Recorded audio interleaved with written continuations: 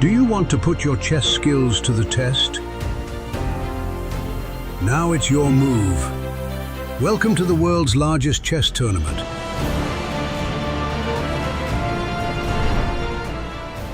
You can look forward to the Grenke Chess Open with prize money of 70,000 euros and the Grenke Freestyle Chess Open with prize money of 215,000 euros and a place in the 2027 FIDE Freestyle Chess World Championship. This is your chance to compete against the best players in the world, such as Magnus Carlsen and Vincent Keymer. Are you ready?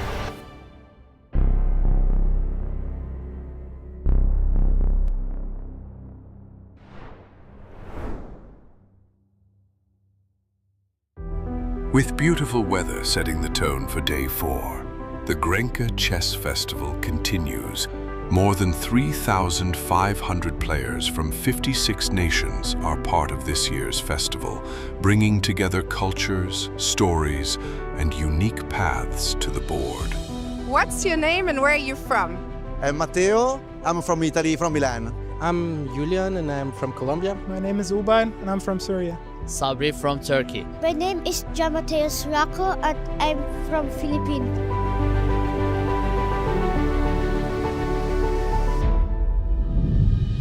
And by midday, Vincent Keymer had already delivered one of the defining moments of the day. After Hans Niemann's blunder with Rook E1, Keymer took the win and moved into the lead at the top of the standings.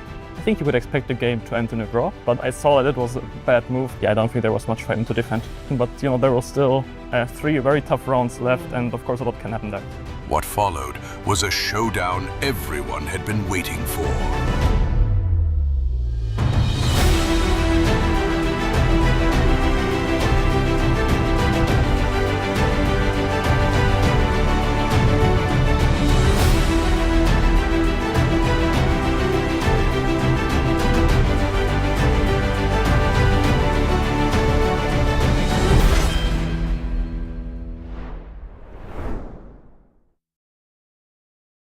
Good morning, everyone. A very happy Easter Monday.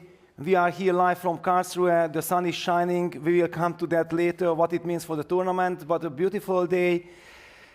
My name is Peter Leko, and I'm joined with a very special co-commentator today, Michael Marin.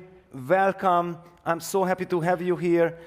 What are your feelings being here now at Grenke? Hello, Peter. Hello, everybody. First of all, I never had the pleasure, honor to play with you, but I'm pleased to join you in the comments. Of course, it's a great festival, and I'm happy to talk a bit about it.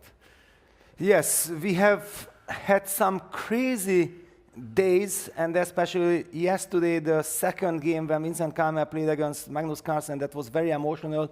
Not for me personally, for Magnus himself. After the game, he revealed that, yeah, it was the tournament who reached such a boiling peak that it was basically almost impossible to get any oxygen. And that's why I talked about the sun. Yeah, it's beautiful when there is the break, you go out, you get energy from the sun. But while playing there with 4,000, almost 4,000 players in this spectacular playing hall, and all the tension, all the crowd cheering for the top players to try to get the title, then things get completely out of control, not only over the board, but also off the board. And here we see the standings after round 7. Vincent Keymer is leading alone on 6.5 points out of 7, an incredible run. Magnus Carlsen has stopped him. And we see that there is no guarantee for anything. Still 2 more runs to go. Alexei Sarana with 6 points, Pranav and Maxim Vasilyev as well. So 3 guys just half a point behind. And then look at those players. And here we see the pairings. So the official board number 1 is now Vincent Keymer against Alexei Sarana. And after that, we have Pranav versus Maxim Vasilyev. The other pairings, Yakubuev against Magnus Carlsen. Magnus is trailing by a point, but believe me, he's within striking distance because everything is so close to each other and so much nerves will be involved in these last two rounds. We also see a legendary pairing, Gatakamsky. I'm so happy. I'm pretty sure that Mikhail shares my sentiment. Seeing Gatakamsky there playing against Nodirbek Abdusatov, Clash of Generation, Clash of Titans, and Artur Yusupov against Levon Aronyan as well. So we have plenty of fun.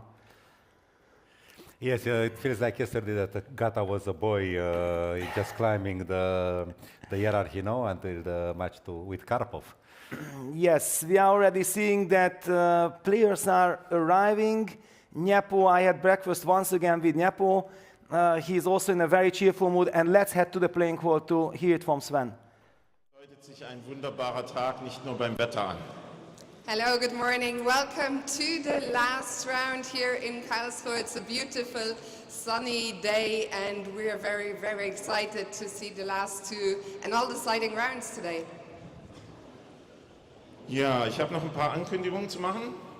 Heute um 14 Uhr wird ein Gedächtnisweltmeister, der Simon Reinhardt, im VIP-Raum einen Impulsvortrag halten.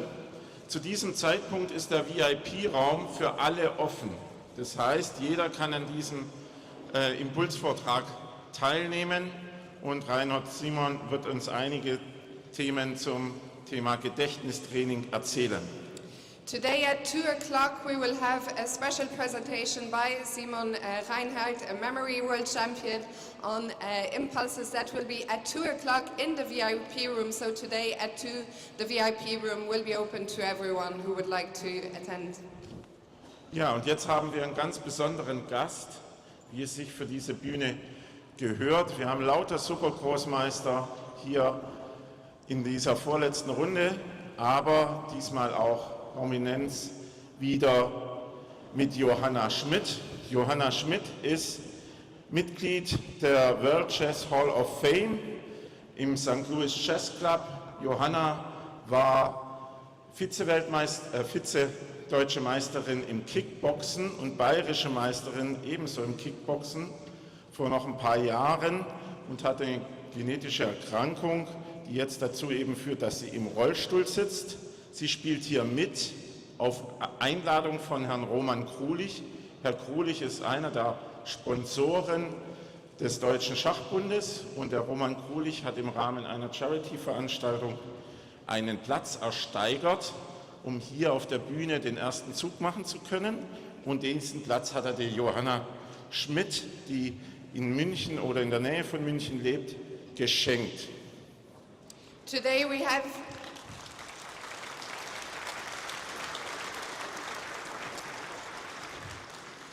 have a very special guest who will be making the ceremonial first move on Magnus's board. It is Johanna Schmidt. Johanna is a member of the Hall of Fame in St. Louis. She is also playing in this tournament. She was a vice German champion in the youth categories and she will also be in charge of drawing this position for round 8.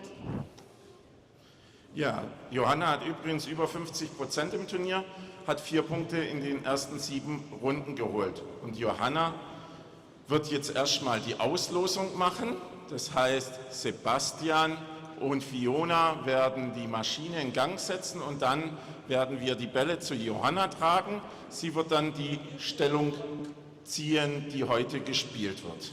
Today the draw is going to be slightly different. I'll still pull out the table and then we'll get the glass bowl over to Johanna where she will draw the position. So let's start.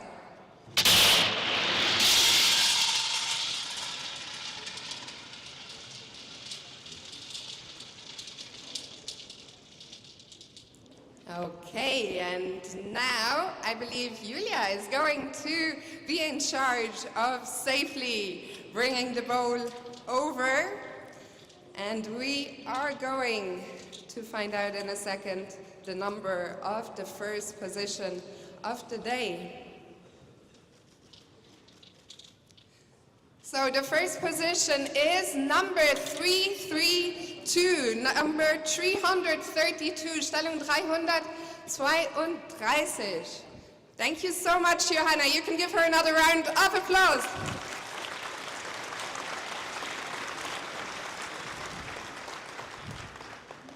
So, Johanna darf dann aber auch noch den ersten Zug machen.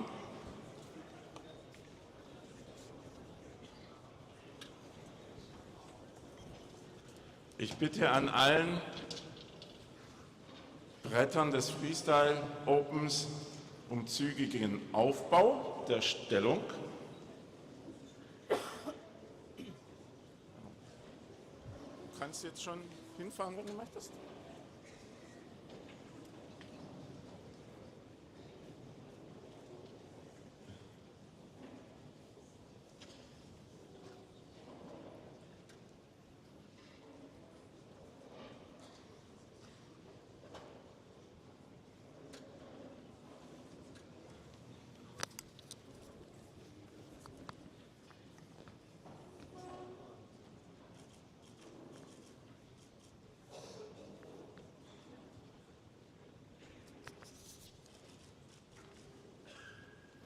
Vielen Dank, Johanna Schmidt.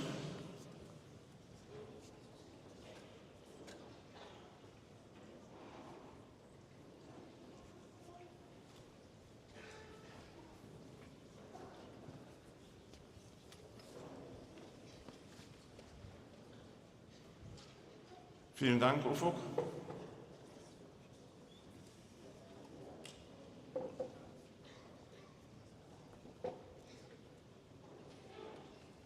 Die Partien sind frei. Viel Spaß, seid fair zueinander. You may start your games. Good luck.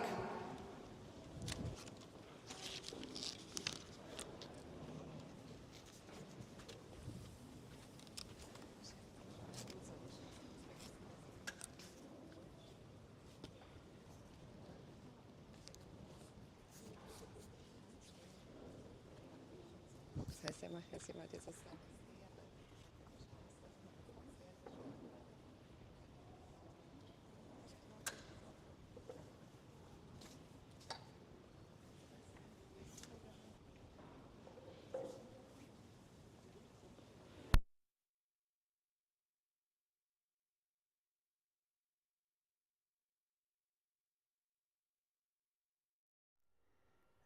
And we have a new starting position, number 332. The numbers never really tell us anything. We have to see the position.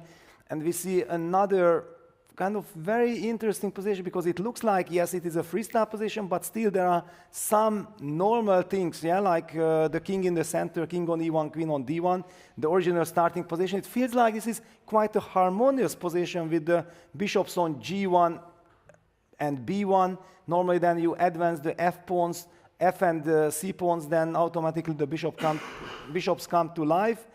I feel that it's a very harmonious position. I'm a little bit surprised by the evaluation that the computer says that, wow, actually white might have a serious advantage here. And of course, one of the main reasons is that take a look at that g7 pawn. The g7 pawn is a very vulnerable spot. So in fact, that explains why the computer says that the move knight h1 to g3, heading towards h5 or f5, winning the game on the spot because the g7 pawn is unprotected, which means that black will have to react. Black will have to waste the tempo in order to secure that pawn, and it's not even that easy to protect that. So there is some headache for black. Of course, white players will try to find the way to use this. But we also see that some other moves are also kind of natural. For white, f4, c4, opening up the bishops. I think this is one of those more special positions that we haven't really seen that black can eventually potentially get into trouble very early on. But the players are great. The players are brilliant. They will probably find a way to deal with this. And I would like to ask you, Mihail, how much experience do you have with freestyle, with Fischer random chess, and what do you make of this starting position? Well, my experience ends 20 years ago when I played in Ciudad Real. But I must say, first of all, if Taras saw this position with the knights in the corner, he would be outraged. But Steinitz, you remember his knight h8 against Laska? Yes. He would be delighted to have the knights defending something. But I feel that white has the initiative, yes. knight g3, but maybe then f5, knight h5, rook f7. I see this continuation. But then you already cannot castle short anymore. Yeah, that's yes. That's a question. Yes, but White has the initiative on the first move, which is remarkable. However, what surprises me and shocks me that Nyepo played c4 so quickly. Yeah, that we know, of course, Nyepo, this is his trademark, that he likes to push the opponent not only on the board but also on the clock. However, that he had this chance to start with knight g3 and threaten immediately with some very unpleasant questions with knight h5 and knight f5. It surprises me. The other players are taking their time. Pranav apparently had a move. We will be seeing it pretty soon. And we also see, so 1 c4 is like the thematic move. Yakuboyev has played c4, Pranav has played f4, and Vincent Keymer is taking his time. Yeah, Vincent is, of course, very experienced in freestyle. He does not want to rush. He wants to understand. He wants to compare all his possibilities at the very first move. And you know, I have been playing the English opening for 20-25 years. But I never had such an active rook after move 1. Yes, you needed to prepare that, yes? Yes. And also, I also played the bird for a whole year, and I never had this feeling of rook's activity. Yes. Yeah, the point is like, it's a little bit confusing that the kings in the center, king e1, king e8, and then rook f1, rook f8, you don't see that very often. Of course, you don't see it at all in classical chess. But actually, once the g1 bishop is developed, or the g8 bishop, White can just castle. This is one of these things that, of course, in freestyle chess you have to keep an open eye that what kind of castles are possible and how they change the evolution of the position. You have to be super careful. In this moment, I would like to use the opportunity to mention that you mentioned this English being your territory. When your book came out, I remember that many super grandmasters were praising it and was saying that actually I'm building my repertoire based on Mikhail Marin's book, just telling everyone that what a big respect your books are having. Oh, that's very nice to hear, of course. I am pleased. I still play the English, actually.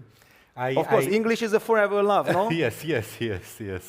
Actually, I cheated on the English with knight f3 for a few years, but now I'm very much again into c4. And it's funny that Caruana played 2 games which are very close to my repertoire. Actually, now in the first and the 6th round, he went on my new latest, let's say, repertoire. Wow. Yeah, I had just shown I'm the captain of the Italian women team, and just the Wednesdays before that, the 2 Wednesdays before I had these positions with them. Wow! So that was, I mean, now they should respect me more. They didn't have any reaction, but I mentioned that look, somebody is a spy here. They reveal secrets to Caruana. Yes, this is fantastic. Yeah, we all know that you have also worked with Judith Polgar. In 2005 period, I remember when she also had we this worked a lot together. I mean, okay, as a sparring partner, I was visiting her in Budapest 2-3 times a year. But then, yes, after her 14 months break, because she gave birth to the first child, she asked me, and I kindly obliged, to be her second in 3 tournaments in 2005. And that was a thrilling experience, of course. I don't think I helped her so much in chess, but somehow we're joking and maybe... Yeah, the chemistry is very often very important. Yes, I mean, we really had a lot of fun, and probably this helped her. Because he reached, that year, she reached the highest position in the men's ranking, 8th place. 8th place, of course, yeah, that was legendary. And now with the Queen of Chess out there in Netflix, I guess you're also extremely proud that you have contributed to her success. Yes, it's nostalgic, let's say. Yes, I'm glad that I have been allowed to be part of it, let's say. Yeah, fantastic. And I just wanted to head immediately actually to our camera because Nodirbek Abdusatulov is playing against our very dear friend Gata Kamsky, who played the first move f4 and he's satisfied. He gets up, goes for a walk. Good old school of chess. Yeah, because very often when you go for a walk, it means that you are calming your nerves. At least that was one of my main reasons for a nice little walk. He used to play the Leningrad Dutch a lot, yes? Yes. So f4 is natural somehow. It's a turbocharged Leningrad Dutch. Yeah, and there we see the confidence in Nodirbek Abdusatov that he's fearless. All right, Gatakamsky, a legend, plays f4. I'm going to play c5. I'm going to stick to my guns. I'm also opening up my bishop. It's like opposition. Yeah, f4 opens up the g1 bishop. Then I'm going to go c5, opening up my b8 bishop, making good use of that rook on c8. We also get the chance to look at and there we have Gatakamsky. Aha. So nice to see Gata. I'm so happy. Of course, I'm rooting for both gentlemen, but of course, one feels biased for a colleague like Gatakamsky. I played my very first game in '95 against him. Oh. That is 31 years ago. I'm already losing my mind, so I'm very good in counting. I'm just calling it out by intuition. It should be something like this. Yeah, amazing player and also a wonderful person. So it seems that the players are not, I mean, they are more on Steinitz's side. They are not worried about the knights, the cornered knights. They want their rooks and bishops out. They think that the knights are well placed. Because usually in chess you say that the bishops are developed on the initial square. I mean, but look at this, what happened. Just when you call out, they are keeping the knights. No. The knights join the party. Let's be part of the game. Knight b3 hitting the c5 pawn, which means that black will have to react to this move. Is that some sort of Alekhine, reverse Alekhine, yes? Reti Alekhine, Baden-Baden, c4, knight. No, but the knight will go to h5 actually, yes? Yeah, well, here let's just maybe, can we get back that graphics one more time? Gatakamsky's road all the way up till here. We see that he had a slow start. He drew in the very first round, which means in an open tournament that then suddenly you get easier opponents. Then he won one, and then he had two draws against two ladies, Alexandra Kostenyuk and Anna Shukman. And then he won two more games against not so famous players, and then suddenly he jumps and catches the guys like Nodirbek Abdusatov, who has been fighting on the top boards. Of course, against completely different opposition. This is the uniqueness of open tournament.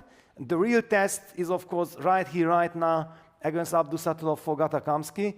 And I believe very similar thing applies to Artur Yusupov, another legend that we will be probably checking out.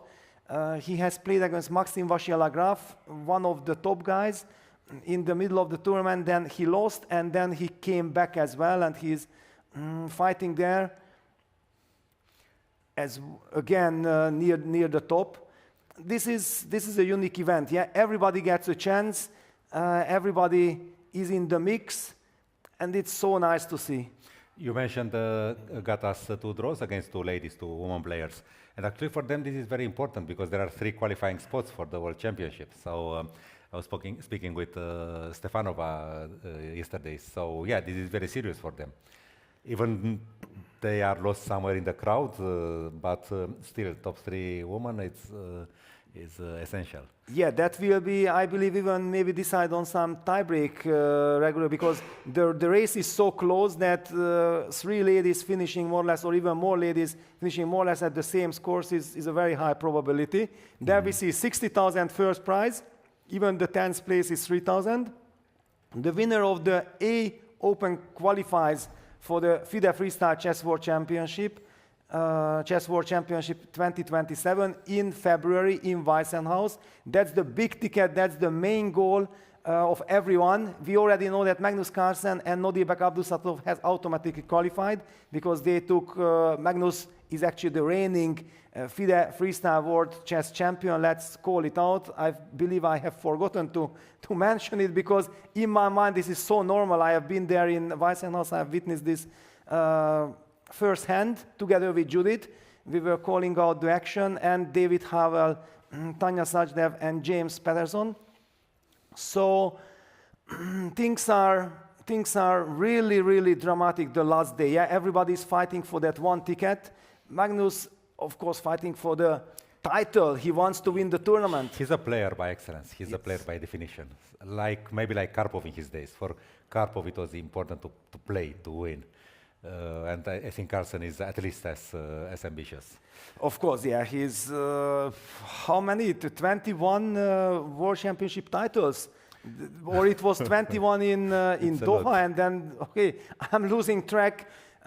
just winning everything. Yeah, let's just not forget. Yeah, I called out he's the reigning FIDE Freestyle World Chess Champion. He's the Rapid World Champion, and he's also the Blitz World Champion. Doha, he again managed to win the double. Just incredible. This consistency, being able to handle any kind of format, time control, and so on. But there is this big heartache for all the chess fans that we are missing him very much in the classical portion. I don't know if it's fake news or not, but I read on Facebook that he announced he's ready to come back to the cycle. Really? I saw it these days. Wow. Okay, I'm stuck sure. here in the studio. You know, I'm like no, 9.5 something like hours. he was inspired by the fact that Fabiano was doing well in the candidates, and somehow he's okay. I read it briefly. I have to check it. Wow, we will have to ask him Yes. if we get a chance. Wow, that would be sensational, because I'm always saying that, of course, yeah, Magnus Carlsen, the greatest player of all times, having him in any tournament, and of course as a world champion. And I also believe that, for example, for young players or anyone like Dinglen when he became world champion, also Gukesh being the youngest world champion, it puts so much pressure on them, yeah, because you know that Magnus Carlsen, the best player in the world, has not participated in this event, yeah, and always people compare you with them. And of course, Gukesh has the potential, he's extremely young, to maybe in the future reach absolutely into Magnus's footsteps. But in order to do that, I think what he needs is quiet situation, that he can just focus on himself, focus on development, yeah, because he's so young. But okay, that's a completely different topic. Let's look at the games. We have c4, c5. I would call it a classical English if it would be classical, if it would be classical chess. One of the things that one has to pay attention, I learned it from Vincent, that in such situations, a move like bishop e4 can be often very tricky, because how do you deal with this? So when just making any simple natural move in freestyle, you have to double, triple check that, wait a second, what kind of motifs are we dealing with? This case now clearly black with the queen will protect that pawn, so here it might not be so critical, but in general grounds. And if we look at one more time maybe the bird's eye view, because we were talking about other interesting things in the chess world, but let's just quickly acknowledge the fact that nobody on the top boards has played one move knight g3, which was the absolute top line of the engine. It's a big question that, was it because well, no, everybody noticed the move knight g3 for sure, but maybe they felt like it's a little bit premature to play for this kind of stuff, and it can also backfire, because the good news for black was that against knight g3 will be, I think, getting this up later in the board. Black could maybe play e5, occupy the center, and then react to again any of this knight h5 with the queen defense on g5, and that's why they thought like, okay, let us first occupy the center, and this motive might not run away. I wanted to talk about a bit about the harmony of this position, because okay, you need maybe both squares, g3 and b3 for the knights, maybe only one of them, maybe that one knight can go to c2, but there's not a problem, because you cannot develop your bishop in fianchetto. So you don't need the move g3 or b3. Not now. There would be some sort of concessions actually. So I mean, the knight needs that square, but the pawn doesn't. So nothing is really spoiled in terms of coordination. Yes, this is kind of very nice when you make one pawn move and your pieces are already coming to life. Yes. The reason why white might move the bishop on g1 or g8 later and black on g8, that you want to castle. The bishop on b1 stays there unless there is this bishop e4 motive which suddenly creates a huge problem for black. Otherwise, that bishop stays. We have already, I think, noticed, maybe we have also talked about, but it was not exactly that we reached any of these special positions of freestyle where sometimes the knights are moving to c2 and f2 from the corner. And it supports the position very nicely. In this position, I think we can rule that out, because with bishops on b1 and g1, clearly you want to keep those diagonals open, and then knight b3, knight g3 will be the natural development. Yakuboyev is playing against Magnus Carlsen. C4, C5 is on. However, Vincent Keymer is leading the tournament. I think it is fair to run there, immediately there to check out what's in store for us. And there's some direct confrontation. Some sort of gambit almost, no? Queen's gambit or whatever. But with the rook on c1. Yeah, it's kind of nice to play a gambit when it's not a gambit, right? It's, in the English opening, after d takes c4, I sometimes play a4, knight a3, I take with the rook on a3, rook c3, rook takes c4. But here is it's on the board. I mean, the rook is there. Yes. So but now we see that the very first move, and always, especially in freestyle, even in classical, when I do the commentary, I like to go back in order to understand and appreciate what happened, to have the absolute overview. So Vincent started with f4, and Starana, maybe he was one of the very few. We have seen Abdusatov playing c5, opening up the bishop, but Starana, who is maybe not that experienced in freestyle chess, at least in classical time control, he played according to the classical rules of chess. Okay, against f4, I'm going to occupy the center with d5. And then suddenly Vincent spent quite some time, like 10 minutes, and opted for c4. And I believe, because I cannot judge, I'm not as good in freestyle, of course, as Vincent. Yeah, we see Sarana capturing on c4, that these top players who have played so much last year, this incredible Grand Slam tour, they have tremendous experience, and they also have confidence that, wait a second, I feel that here I have the right to spend 10 minutes or even maybe more to understand that is the critical move that I feel that it could be critical, really working according to my feelings, my instincts. And I feel like f4, d5, c4, if Vincent would have not played the move c4 and we would have been speculating, I think we would have been in the dark that, okay, is this really so great? Because if rook takes c4, then knight b6 might come with the tempo. Who benefits from this also? Playing some f6 and then developing the bishop also is something of a point, but these top guys have quite some experience, so it's always fascinating to see them in action.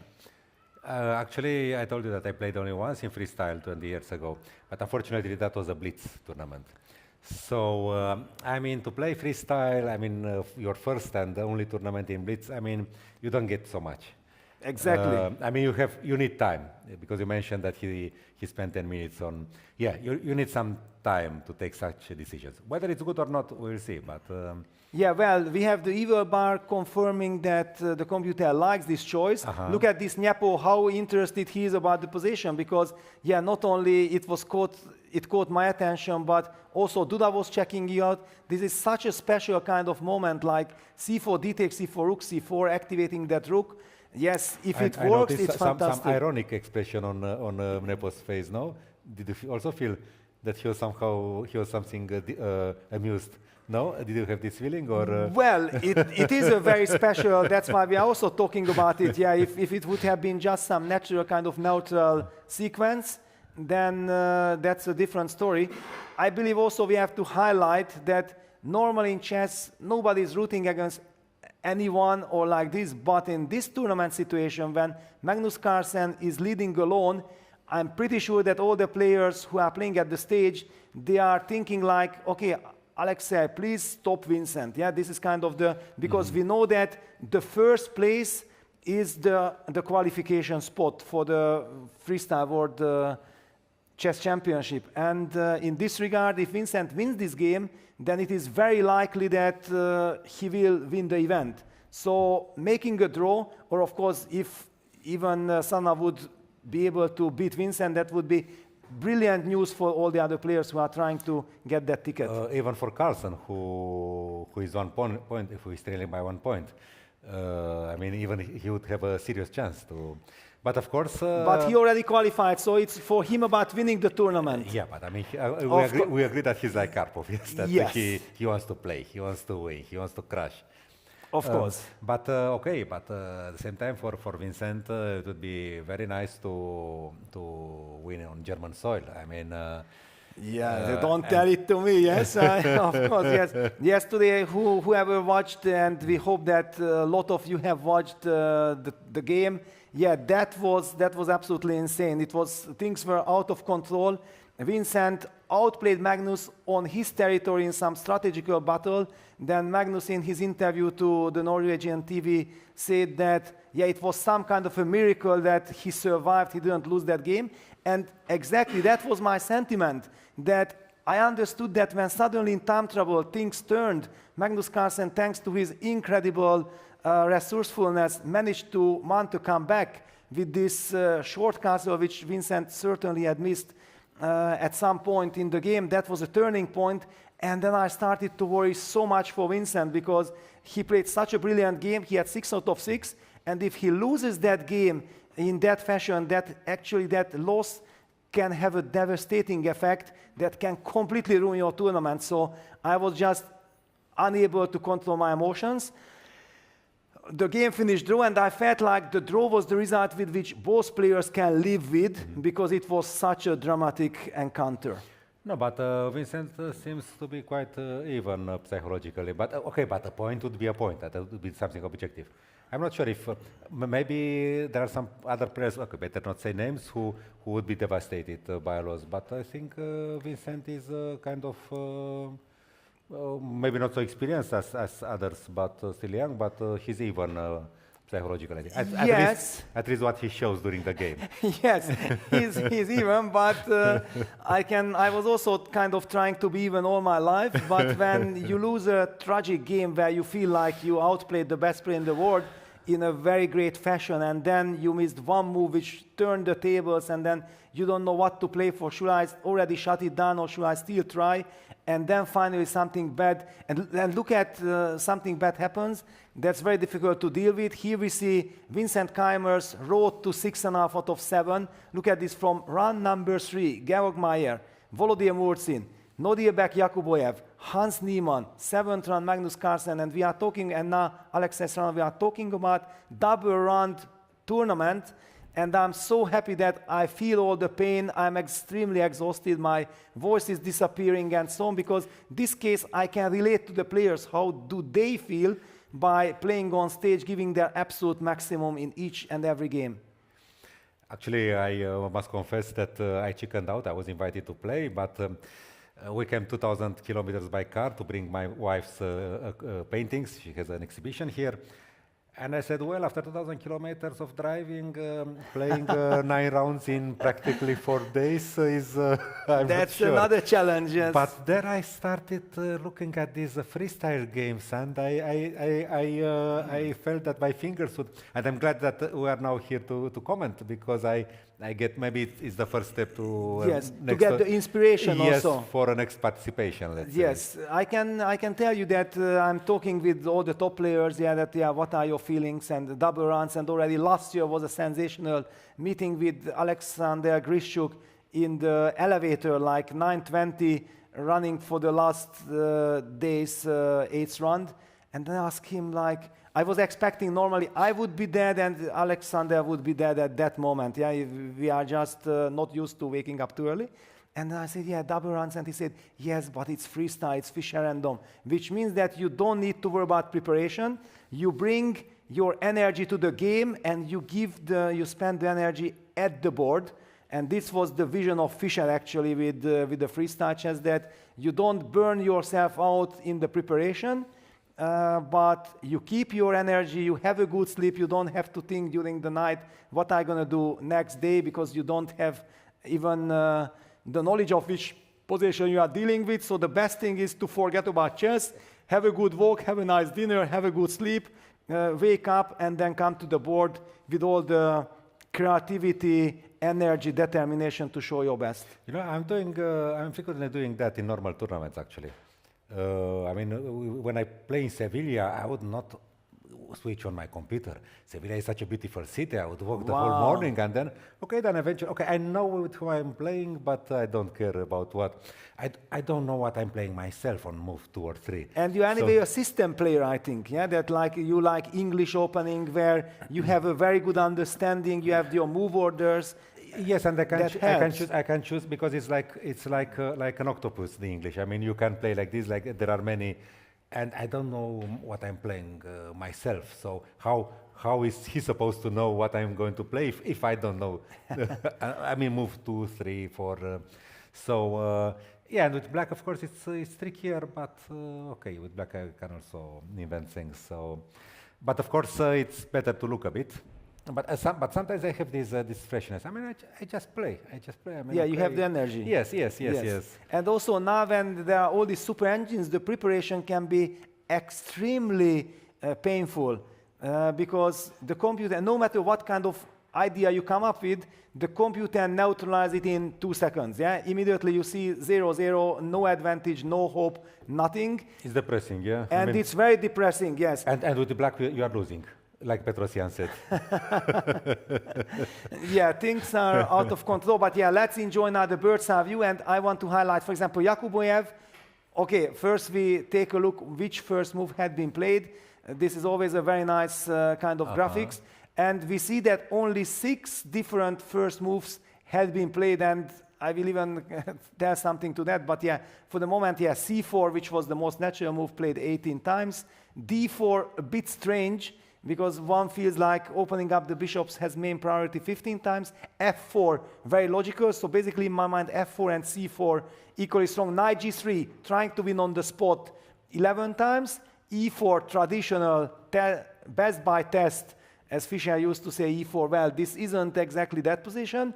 And the guy who played 1 G3, I would very much like to know his name, because this is a complete troll.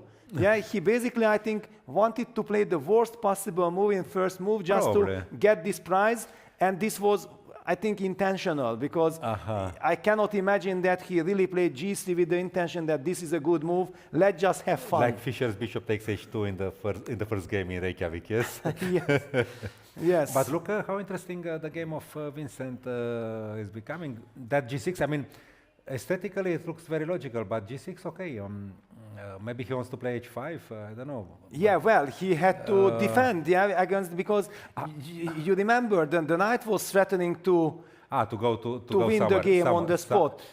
And let's just go back to the starting position, to the absolute starting position, and because I promised to tell everyone that I believe the reason why we haven't seen too many knight G3s is that seemingly it's very difficult to deal with this. However, there is a good way, at least humanly speaking, that black could eventually play one of these e-pawn moves, e6, e5, and then against any kind of knight h5, meet it with queen g5, hitting the knight and protecting the pawn. And that's why it might feel like it is premature. And the move f4 that Vincent played was, I believe, aimed at stopping the move e5, and next move he very much would like to kind of target that weakness. D5 happened, then maybe he felt like the queen can eventually also come out like this, protecting, so he opens a new front with c4, dc rook c4, and the move c6, which opens the bishop. Let me make the move. Without weakening anything? Yes, without weakening anything. However, this gave Vincent, okay, I have to make the move myself for some technical reasons, c6, and then the move knight g3 appeared on the board. You have it as a subline there. Yes, it will after But clarify. you know, I was thinking, you know, in classical chess there are so many symmetrical variations, the Czech-Slav, the symmetrical English, the Petrov, whatever. But here, a symmetrical game could end very quickly. Knight g3, knight g6, knight h5, knight h4, knight takes g7, check.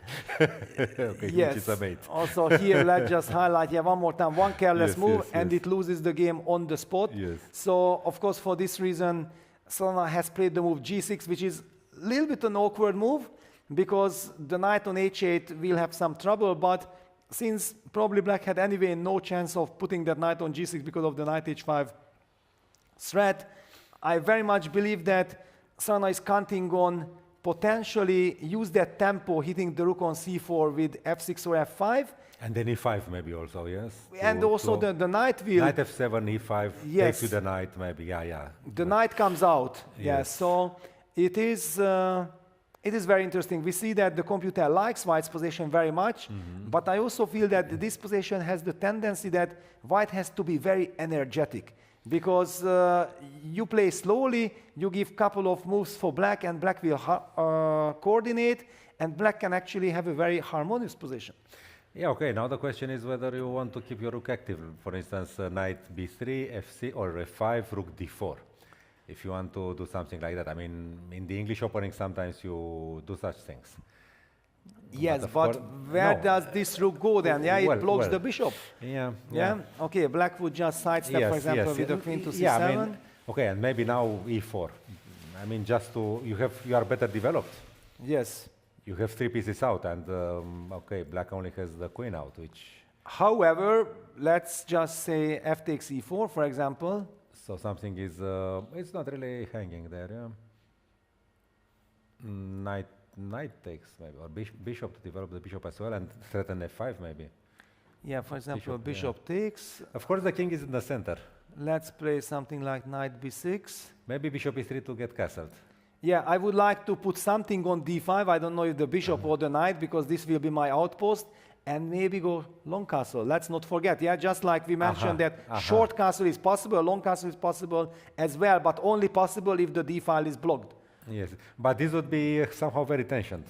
Very. But already the position is such, I believe that it might go along these lines. This is the split of the position, because if white slows down at the current position, let's bring it up, yeah, g6, then, okay, black gets this tempo like knight b6, gets f5, knight f7, e5, puts a piece on d5, both blocks, knights in the center, yes. And immediately we see also the clock situation. One of Sarana's incredible practical skills are based on the fact that he has the confidence to play quickly, which, of course, sometimes creates the scenario that he is not playing that incredibly deep chess, but he wants to be super practical. He wants to pressure the opponent. And now Vincent is the one who has to try to do something special, and he's spending the time because he understands that if I just play slowly, then Sarana will play his trademark kind of chess, natural moves quickly, and put pressure on the clock and stabilize the position. Yeah, okay. I remember my younger self when I knew just very few things, and I played them confidently and quickly. And I had my strengths. But when you know more, I mean, Vincent is more experienced at this level. He's also very young, but okay, he has how many years of experience. So, of course, he knows more. And then he has to make choices. And, of course, for the absolute truth, this is good. But for a practical game, okay, it's tricky. Yes. It's tricky how he keeps the balance between knowledge and choices and... Yes, how aggressive he is, yeah, knowing his tournament situation. Yeah, it's clear that from my experience, the best thing for Vincent is if he sticks to his playing style, because he doesn't like simplifications, he doesn't like to look for safety. He wants to go always all in. And yesterday against Magnus Carlsen, for example, the opening became symmetrical, and suddenly then Magnus outsmarted him in the very early stages. However, then Magnus made a small inaccuracy, or maybe a serious inaccuracy, and then Vincent immediately jumped on the chance and grabbed the initiative for almost the rest of the game. So I understand that symmetry here is very tricky, yes? It's very tricky. It's not like, I mean, there was this line I said with symmetrical play made in 3 moves. Yeah, there are different symmetries here in freestyle. Yeah, there are symmetries, because one of the first things that always in freestyle games you have to calculate that what happens if your opponent mirrors white's play. Yeah, that is the very first question usually. And if you see that black can mirror without getting punished, then actually very often mirroring is a very good idea, because the player who plays with the white pieces is fighting for an initiative, fighting for advantage. And very often, like yesterday in the very first round, we had that position. And in every single board, the white players burned much more time. Black was just reacting with simple, logical, good moves, show me the money kind of attitude. And white was actually unable really to pose any problems there. So it's a matter of luck partly, yes, because if you get black in a round when there is such a position where the symmetry is safe, then you spare energy and maybe you make an easy draw, or okay, you outplay a less strong opponent.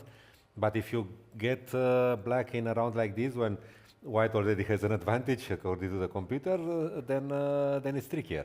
Yes, yeah, this is exactly one of the reasons why, for example, before we had these 2 games matches in the classical time control in the Freestyle Grand Slam Tour, and then there were matches when suddenly one of the sides was more lucky with the pairings, yeah? And then you are also not happy with this, that okay, not exactly best, and then the decision was to shorten the time control, but to have more games, to have 4 games matches with shorter time control, which has the benefit of trying to balance these positions out. On the other hand, in my heart and my experience covering the events all the time, also for our spectators, for us commentators and players, playing this so-called shortened classical time control with 90 minutes plus 30 seconds for the whole game gives them the chance to get into the essence of the position, to understand what we are really dealing with. When you shorten the time control to rapid, then automatically the players have no time to think about subtleties in the opening. You have to kind of rush, and then we miss out on this uniqueness of freestyle. Yes, so this is still kind of something that I very hope that in the long run, in the future, we'll get a very nice solution. But at the moment, this is where we stand. Because it feels now that rapid in freestyle is almost like blitz in classical chess. Yes. And blitz in freestyle is like bullet. Bullet, exactly. Yes. Okay. It is very interesting. Yeah, we have the bird's eye view. This is great. We have Vincent on our camera, and we see that so many games features this f4, f5, c4, c6 or c5 kind of moves, the thematic kind of stuff. We have some sort of King's Gambit there. Pranav against Vashia. Many pawn moves. Wow, okay, that is a absolutely crazy game. Just knowing the 2 gentlemen, yeah, Pranav and Maxim Vashagav, both very aggressive players. Yeah, and now they are facing each other, and it seems like Maxim was the one that said, like, you know what, with knight g3 you are trying to win a tempo, because thanks to the bishop on b1 the pawn on f5 is hanging. I'm not gonna give you this chance to try to force me into defensive.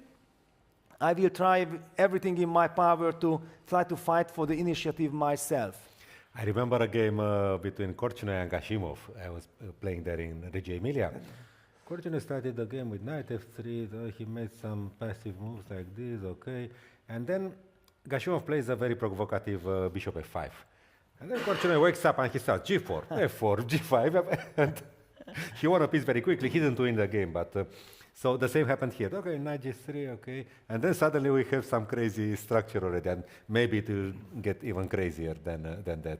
Yes, and actually, maybe just very quickly to see the other bird's eye view for the other boards from board 7 till 12. Ah, so he played rook d4 at once, I saw.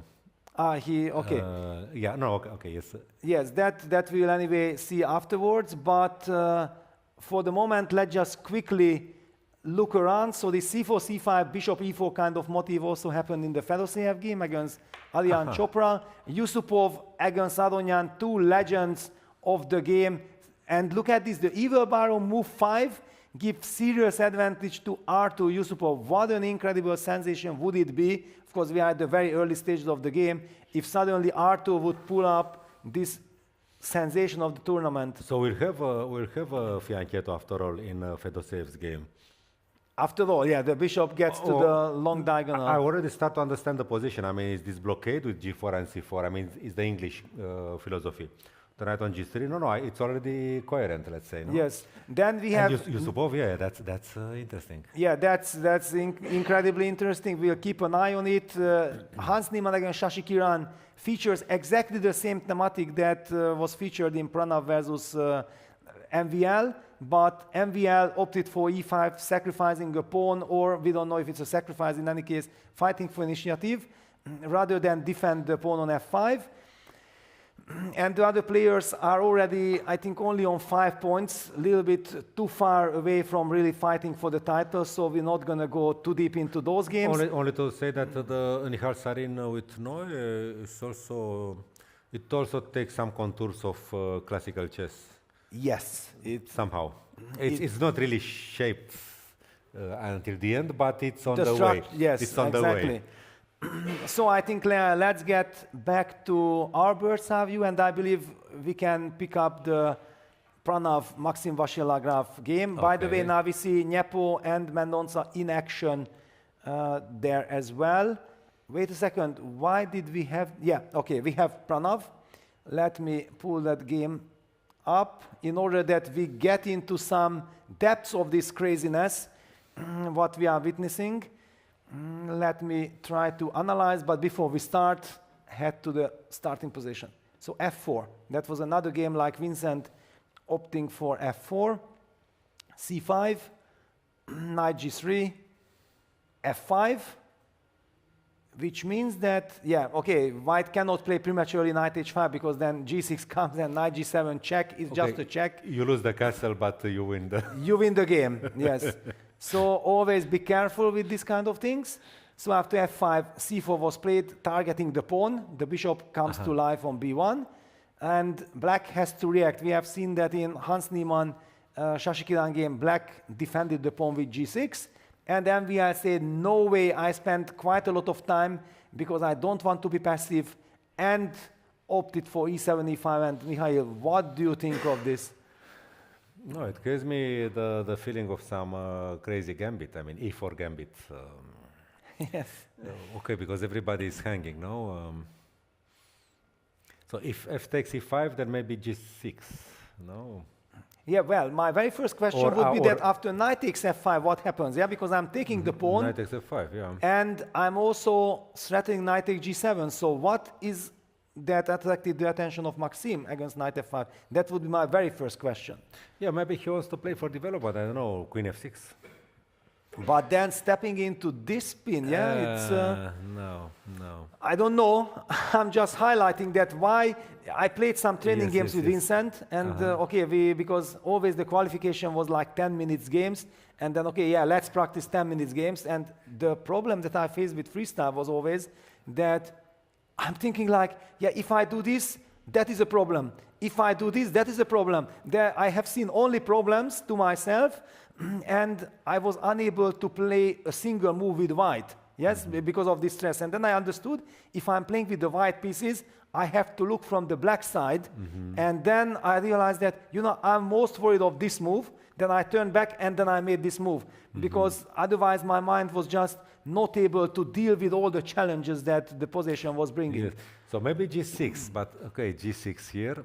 G6, okay, yeah. A positional move would be knight e3 to control d5, but then he takes f4 and a check on h4. Yeah, this check on h4 stops me to go to h6, which is of course very bad news. Yes, okay, knight g7 just loses the knight, and I don't think there is much. Yes, I have to already think about, yeah, that can I sacrifice somewhere? What do I do? But yeah, it seems not. Yeah, g6 probably is the move that MVI is counting on. So knight e3, e takes f4, knight d5, queen h4 check. But that's okay, that's just a pawn, and we have a knight on d5. Yeah, but this I'm happy. Okay, but I can just trade it off. Ah, you can take it. And then I will also be able to castle immediately, and I will get a lot of dynamics. No. And my rook c4, rook c3 is nothing. Yes. Basically, my feeling is that g6 is kind of enough reason for a human for the moment to dismiss the move knight takes f5. Yeah, we are looking at different options. We can come back to it. So maybe nothing is really hanging, yes? Yeah, that's what happens, because fe5 is a little bit inviting, I don't know, f4. F4 looks... This bishop takes e5 will also hit the b2 pawn. Yeah, the bishop will be super active. Defending g7 also. Defending g7. Black has this queen h4 kind of things. So the evil bar saying that white is clearly better here, and the computer doesn't like this. But I already understand and appreciate why Maxim felt like, wait a second, e5 is very interesting. Actually, I feel that in freestyle chess, at least the first moves, if you think strategically, like in the English opening, let's say, or positional, this you can do. But when we talk about development and the initiative, it is not so, it is very tricky. I mean, the lines we saw now. Yes. That is quite tricky. And also, black is the one who activates the queen, earlier. Yeah, this queen h4 check, just to highlight that if white would have had the chance to go to h6, with the tempo hitting the bishop, then we would be for example, this e takes f4, knight takes g8, rook g8, it automatically feels like it's fantastic for white. Yes, rook c3, for instance. Yeah, in different, different angles, it's definitely light squares, and black has lost the right to castle short. Maybe just even bishop f2 and castles, and then opening up the game could lead to even a knockout blow. But the problem is that knight h6 is not possible due to queen h4 check, winning the knight, and this changes everything, which means then that after g6 we have to retreat or to sacrifice the knight, but it's not obvious how we could sacrifice. The engine still thinks, no, this is the engine. This is good for black. Yes, that's bad. Yeah, engine is completely crazy. Apparently knight takes f5 is not the best, but the engine is still happy. Happy, yes. So maybe knight g3, ef, knight e4 is that kind of a stable centralization. Maybe I like this the most. Because queen h4 is not really a problem, I guess. At least we pretend it's not a problem. Why it's not a problem? g3, I thought, no? G3. Okay, it's not the end of the, because the bishop is there as well. So g3 I take. That's not good. Okay, you cannot play g3. I forgot about the bishop. Yeah, it's very easy to forget about many things in freestyle. That's why we need also the time control, that we have time to navigate all this jungle. Imagine if this e5 position would have appeared in a 10 minutes freestyle game. Okay, look at this. By move 3, the players have already spent 25 minutes. And they have no idea. If you ask them what's going on, maybe MVL knows. Okay, Pranav is also incredibly gifted in all this chaotic craziness. We have just seen some games yesterday from him. Sensational player navigating all this jungle. But even for them, this is a challenge. Yeah, I mean, my style is, let's say, this Keymer game. Okay, he played rook d4 at once. Okay, I wanted to prepare it, but that's my style. I understand somehow, but this this is completely chaotic. I must confess, I'm lost.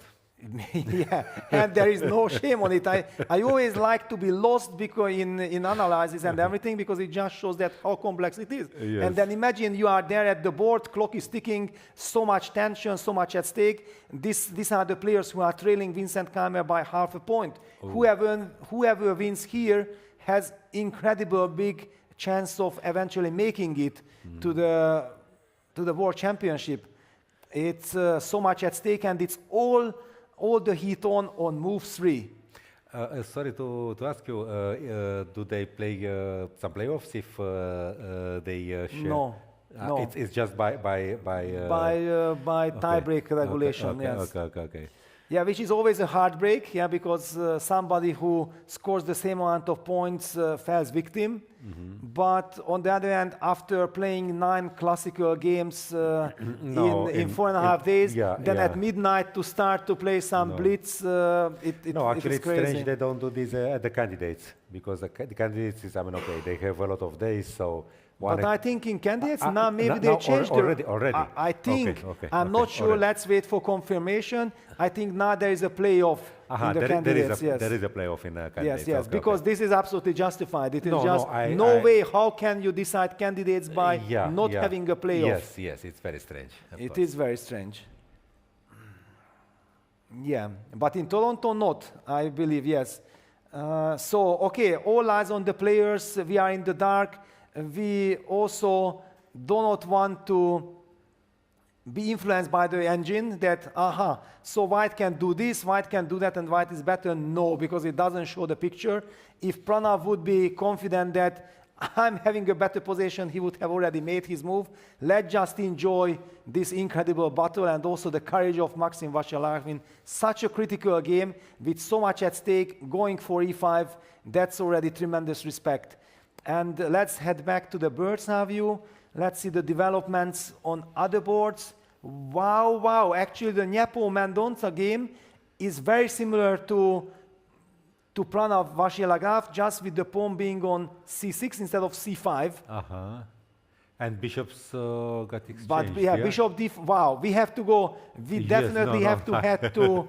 We have to see that. to Niepo. Some bishop d4, e5. Wow. Okay. every single game, this is a very fascinating kind of freestyle position. Maybe the best freestyle position that we had so far for entertainment purposes in the opening. My favorite remains Keymer Sarana. But this one is the second, my second. Yeah, basically every of these games. Yeah, it's just that it suits your style the best. Yeah, that. No, Vashia, I don't understand anything, so I would be afraid to play any of with any of the colors. Me too.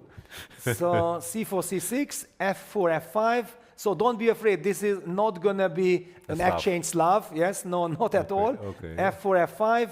Knight G3 hitting the pawn, and yeah, it was not E5 immediately, it was G6, and then Nyepo used the chance immediately.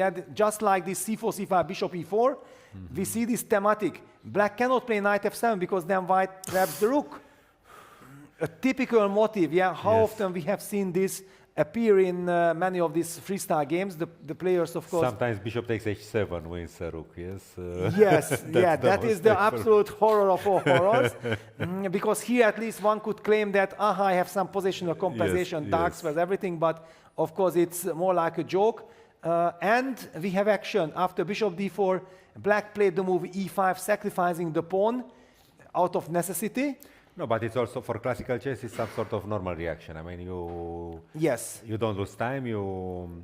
Takes, and the move Queen H4 was played, hitting the pawn on H2. The big question is, first of all, I feel like it's a very good news that I already know that I can play castle, it's in my pocket, and I should be better. Check and queen takes c5, but you are better developed. Yes, better developed. I already castled. Yes. Okay, one could argue that Black is now also just one move away from long castles. Yes, let's not forget, this is very tricky. These rooks are extremely tricky because you assume that there is no castle. Yes. And in this regard, then, who knows, maybe even D4 is more critical, starting giving the pawns, talking about the king's gambit. And rook c3 or something. Is that a spirit? Yeah, because castle is like the safe move. D4, however, runs into F4. F4. We lose the knight. So it is one more argument why the natural, sensible castle... Okay, let me put castle on the board because it feels right. Yeah, it's the correct move. We assume queen D4 check. King H1. Maybe king H1, yes. To play D4 after. And then this is also very much your position, I believe. Yeah, I know. This looks almost normal. I mean, this I could play and I could play for a win. I mean, this I understand. Then White will break with E4 and all the pieces are coming. So this is very dangerous. And this brings me to the question then, what Mendonça has in mind, or is he just in trouble because he has missed the move Bishop D4? This is a big question because I don't know how experienced Mendonça is in freestyle. We know that these young players, and he's also one of the very promising and brilliant Indian young players, they are very active usually. They are playing non-stop tournaments, and that means that when they have free time, definitely they are working on their classical chess. And if you just come here as an outsider who haven't really had experience on the highest level, then you can get surprised in the morning with a Bishop D4 that, oh, wait a second, wow, what happened? And what do I do? How didn't I analyze that move when I prepared for the game? Yes. Yeah, it's kind of crazy situation. So probably it came, and yeah, look at the clock situation, 52 minutes versus 118. So Nyepo is playing extremely confidently. Thank you very much. I'm gonna cash in, that's the mentality. And Mendonça is fighting for his life. Yeah, Nyepo castles.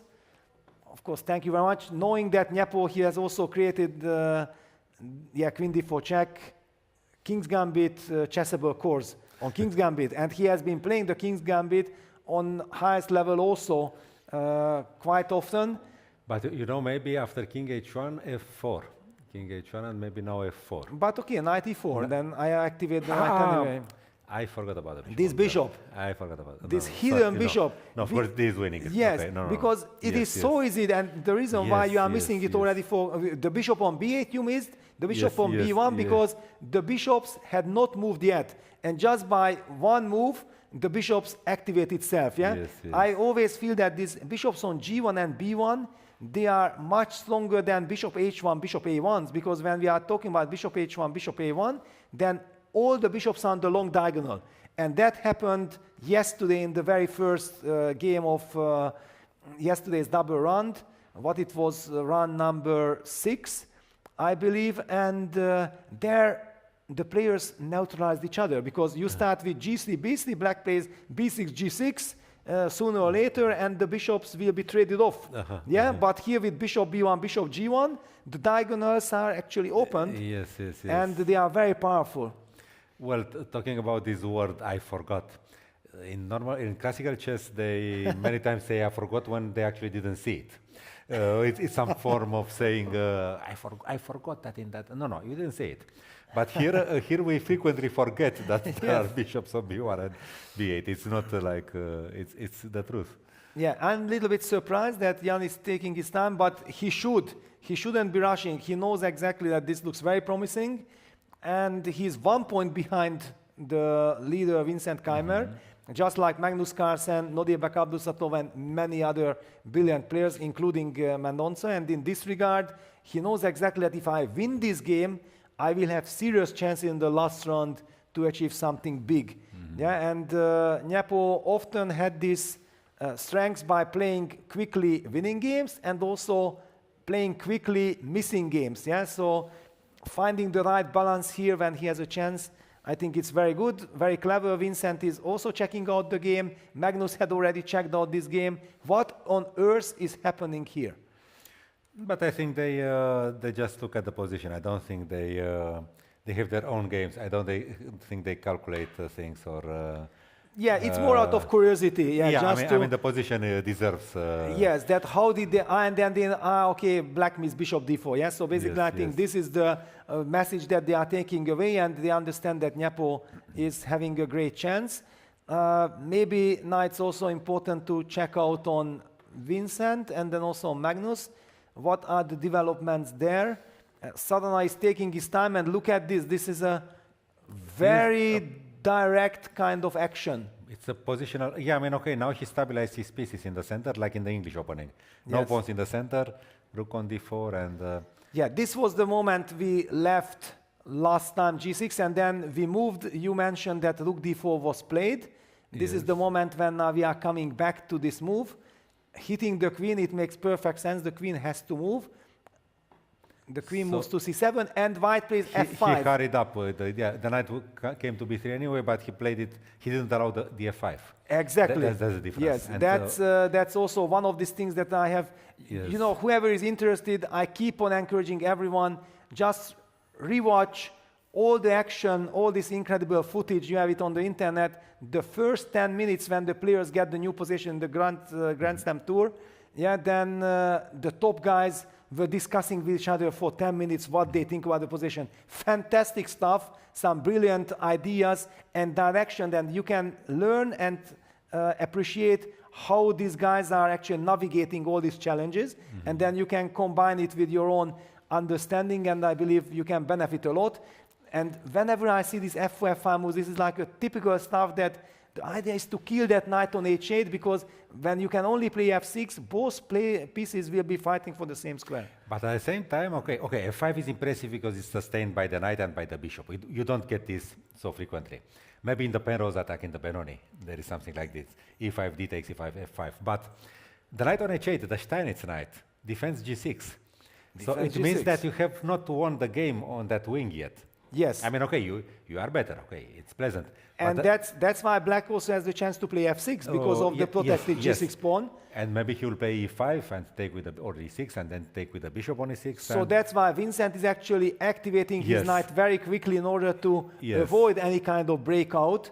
Very interesting, knight b3, rook d8. Now we know already that black can never castle long, to the left side of the board. For us professional chess players, it is just impossible not to say that this is long castle. Sorry for everyone who feels that this is confusing. But knight c5. He can take with the king and go to c8 anyway, because I wouldn't castle short. You have to first also move out this bishop. No, now I would be worried if white is allowed to play knight e6 and black has to exchange.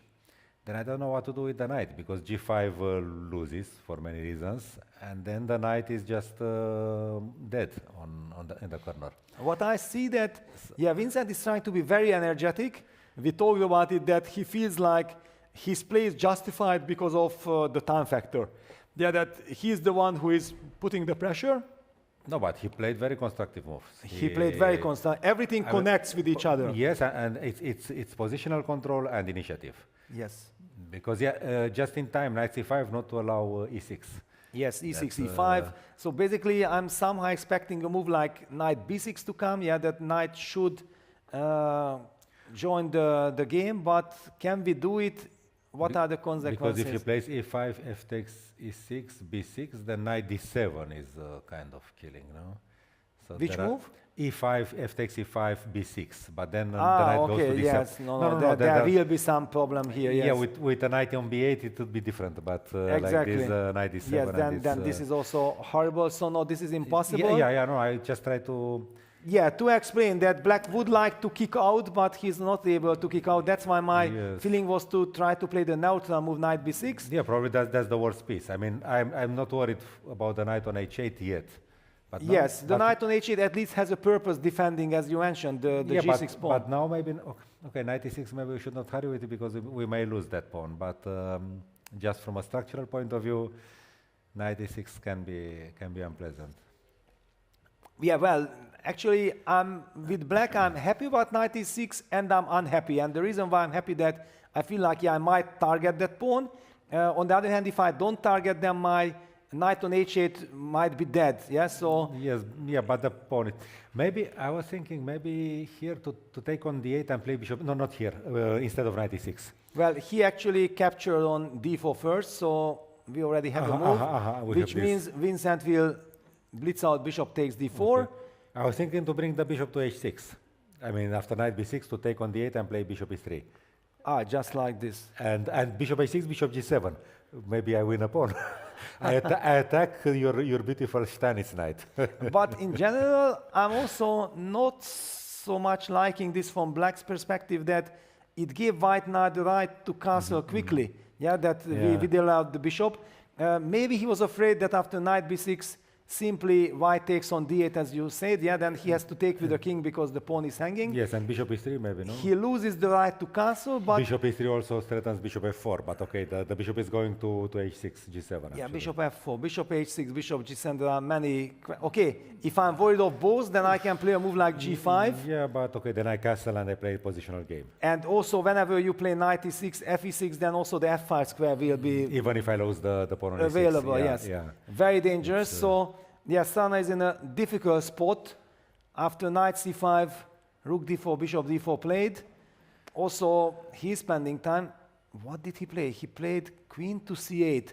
Wow, okay, so he opens up the bishop and maybe hints at, I'm opening up the bishop, diagonal. Maybe he wants to take on g3. No. Give up the bishop, no? I don't think that it is possible to give up, but it's more like, okay, opening up, and he couldn't play knight f7 as well, yeah? So maybe he had no moves. Maybe knight c7 and b6 he wants to do. Yeah, I believe, knight c7 should be the next move. But I was also thinking take on g3 and knight c7 and b6, because, okay, the bishop, the white bishop is not bad, but it's not... If I play b6... Yeah, only that I was not sure that how strong is my knight on g3, and somehow I felt like the bishop on b8 can be a long-term asset. I actually understand also your sentiment that, okay, in my mind, castle is, for example, the move. Normal, yes. Yes, and if you take, I take, and then you play knight c7, I feel like there should be something here. I have bishop e4, I have queen a4, there are just too many things. For example, now these pawns are vulnerable. I don't get this b6, I cannot play the b6. Yeah, you will never get this, so I believe that after castles, probably black should play knight c7, and then maybe also knight b5 tempo. Yeah, let's try knight c7. It seems to be the solid move. Okay, how solid it is, but at least compared to circumstances. No, of course, black's position doesn't look nice. And for white, this is a very normal position. From a classical point of view. For black, it's still a chaos. I mean, yes. I have this feeling of the Rubik cube. when I see the initial position. You don't know what to do, yes? No, but you have to make it normal. You have to make it normal again. And white already normalized his position, but black is still, I don't know. Yes, black is in the jungle. Yeah, that how do I get out of it? I feel like there's only one good news for black, that if he ever gets out, he will feel like, wow, I'm the happiest person on earth because finally I have harmony. But he still needs to get there. I played once against. I mean, okay, played several games with Gelfand, but the one I lost. It was such a positional pressure and crush. And in the final position, when I resigned, I was an exchange down, but my knight was on d4, defended by both pawns on c5 and d5. But of course, he had a rook and a passed pawn on d8. But it felt such a relief. Exactly, I got something, yes. I got all the pieces well, but okay, all the pieces meant the knight. Yeah. So I mean, okay, I understand what you say, but it could be also as in my scenario that. Yes. Yeah. So in any case, this is great news for Vincent at the moment. No, but he played beautiful chess, and after he gets castle, the position would be absolutely classical. Yeah, it's kind of classical, but he's also hesitant yet. So maybe he sees some other alternative. That no, okay. I understood that when he played d4 and d5, he also felt this initiative idea. So I mean, I don't say that castle is forced, but just in case the position is already normal, harmonious for white and for black. There are no strange pieces. No, everything is perfect. Yeah, I look at these 5 ranks. Okay, this is classical chess. I look at the next 3 ranks. What is that? And also he can claim that he has changed a c-pawn for the d-pawn, yeah? So he has even more central control. Yes. I was thinking like with black, I'm trying to count on this knight c7, knight b5 move, hitting the bishop. And I was wondering that what do you think that... Bishop b2, exactly, b4. I also felt like it could be even, let's just forget about any very fancy kind of stuff, but if you just play simple chess, like b4 and then against knight b5, b4, back to b2, it also looks extremely promising. Yeah, and then a4. Yeah. I'm not sure yet what to do with the bishop on b1 because I don't have bishop a2, which would be fantastic. But maybe bishop c2, bishop b3. Strategically, bishop a4, bishop c2, bishop b3 looks for the e6, for the e6 square. Yeah. So okay, we have seen enough. I think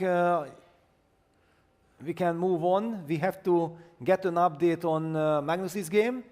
Because let's wait. See what he. Yeah, let's wait for this move by Vincent to see the direction. From his body language, I feel that he knows that the position is so good, and he doesn't. He's not sure how, which is the best. Well, he played bishop e3. He played your move. He played your move. I'm not such a big fan of this move because I feel that it's a little bit asking for too much of the position, and sometimes when you try to ask too much of a position, then there is some resource for black. And well, I wanted bishop e3 if he with queen on c7. Yes, to take on d8, king d8, and then bishop e3 is a developing move. Like this, of course, he wastes the time, the tempo. He wastes the tempo, and the bishop on d4 was beautiful. But okay, of course, it's a normal move. I would have preferred just to simply play with castle. It's more flexible. It's more, I mean, you're going to castle anyway. So then you see what... But the idea, yes, it's not bad, but it's about timing. It's interesting. Yes. All right, so we have seen the move. Let's take a look at Yakuboyev against Magnus Carlsen, because there we have seen this c4, bishop e4, the other activation of the other bishop from b1 to e4. So it's move number 4. Knight takes e4, f5. Yeah. Move number 4. Move number 4. And we have a show already going on. And we already have more than 1 hour into our show. 1 hour 20 minutes we are in, and it's move 4. And Knight takes e4. It took me half a minute to understand why knight c4 works. Yeah, because of f5.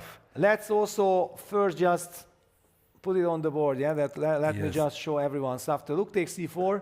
We are expecting the move f5, and then the bishop comes to life from g8, and with f5 attacks the bishop on d3. So if we take on f5, then we lose the exchange. So bishop d3 would be kind of the only move to collect material. But okay, you can just probably take, and take on g4. Yeah, you can, in the worst case, do this, and you have 2 pawns. But fg, I was not 100% sure that I needed. But now white is stable at least. Yes, that's why I was thinking maybe even f4 no? and then try to play e6, d5 and control the center. That looks more likely, yes. In any case, for white, it is enough reason to say that, okay, knight c4 was brilliant. Forget everything what we have said, because we start from the very start, from the very first move. Because how did we reach this position in 4 moves from that starting position? c4, c5, bishop e4. Attacking the bishop attacks the pawn on b7, queen c7 protects.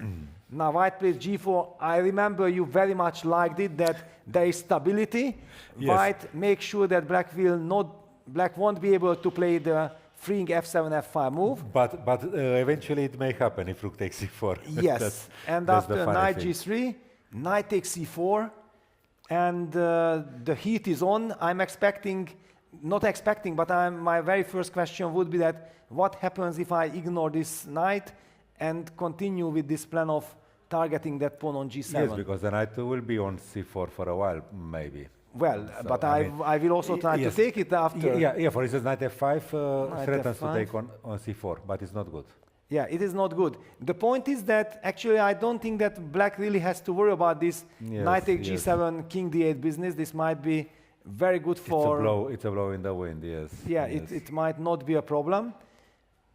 And I guess knight h5 is very similar. Yes, I just wanted to highlight that. Yes. One has the feeling that knight h5, knight f5 is not the right direction. But, what else? Maybe queen c2. Queen c2, but this means that you want to go for this pawn, yeah? Yeah, and I mean, okay, it's a marginal pawn, but no, he doesn't like it. Yeah, okay, it doesn't matter what engine likes or not. The players also have no evil bar. Yes, they are speculating that, wait a second, I have queen c2, double attack. There will be some weaknesses there. Yeah. But maybe it is not such an... Actually, queen takes c4 is not such a big threat, because f5, f5, bishop d5, okay. Yes, okay, but it is not impressive. Yeah, so queen c2 is not impressive. Neither was knight f5, knight h5. Let's just try to find some more candidate move. Knight b3. How is knight b3? Just to develop. Wow, just ignore everything and develop. And I threaten to take on c4. No. No. Knight takes b2, knight a4 maybe, yes? Yeah, you have... Knight b2 and knight... You have this possibility, but you also have many other... Yes, also maybe just some b6, I don't know where does this lead. So wait a second. No. So knight c4. No dear back is down to 48 minutes on move 4, which means that he has almost spent 45 minutes so far. And Magnus had also spent kind of half an hour. How about d4? But d4 allows some checks on a5. Well, queen a5 check, and it's very unpleasant check. Queen a5, Let's just show this, that this is this can be even deadly. Yeah. It's not good for sure. You have to go rook c3 and...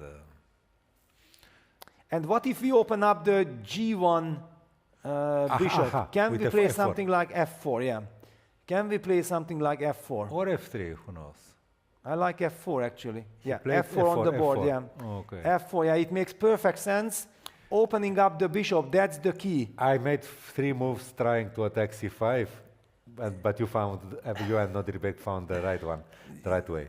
Yes, because... All my moves were actually targeting c5 to make rook take c4. Yeah, but somehow this bishop, and as you mentioned already, that it's kind of funny that the bishop does not move yet, and it already has, once we push f4 or c4, they're already so active on that long diagonal.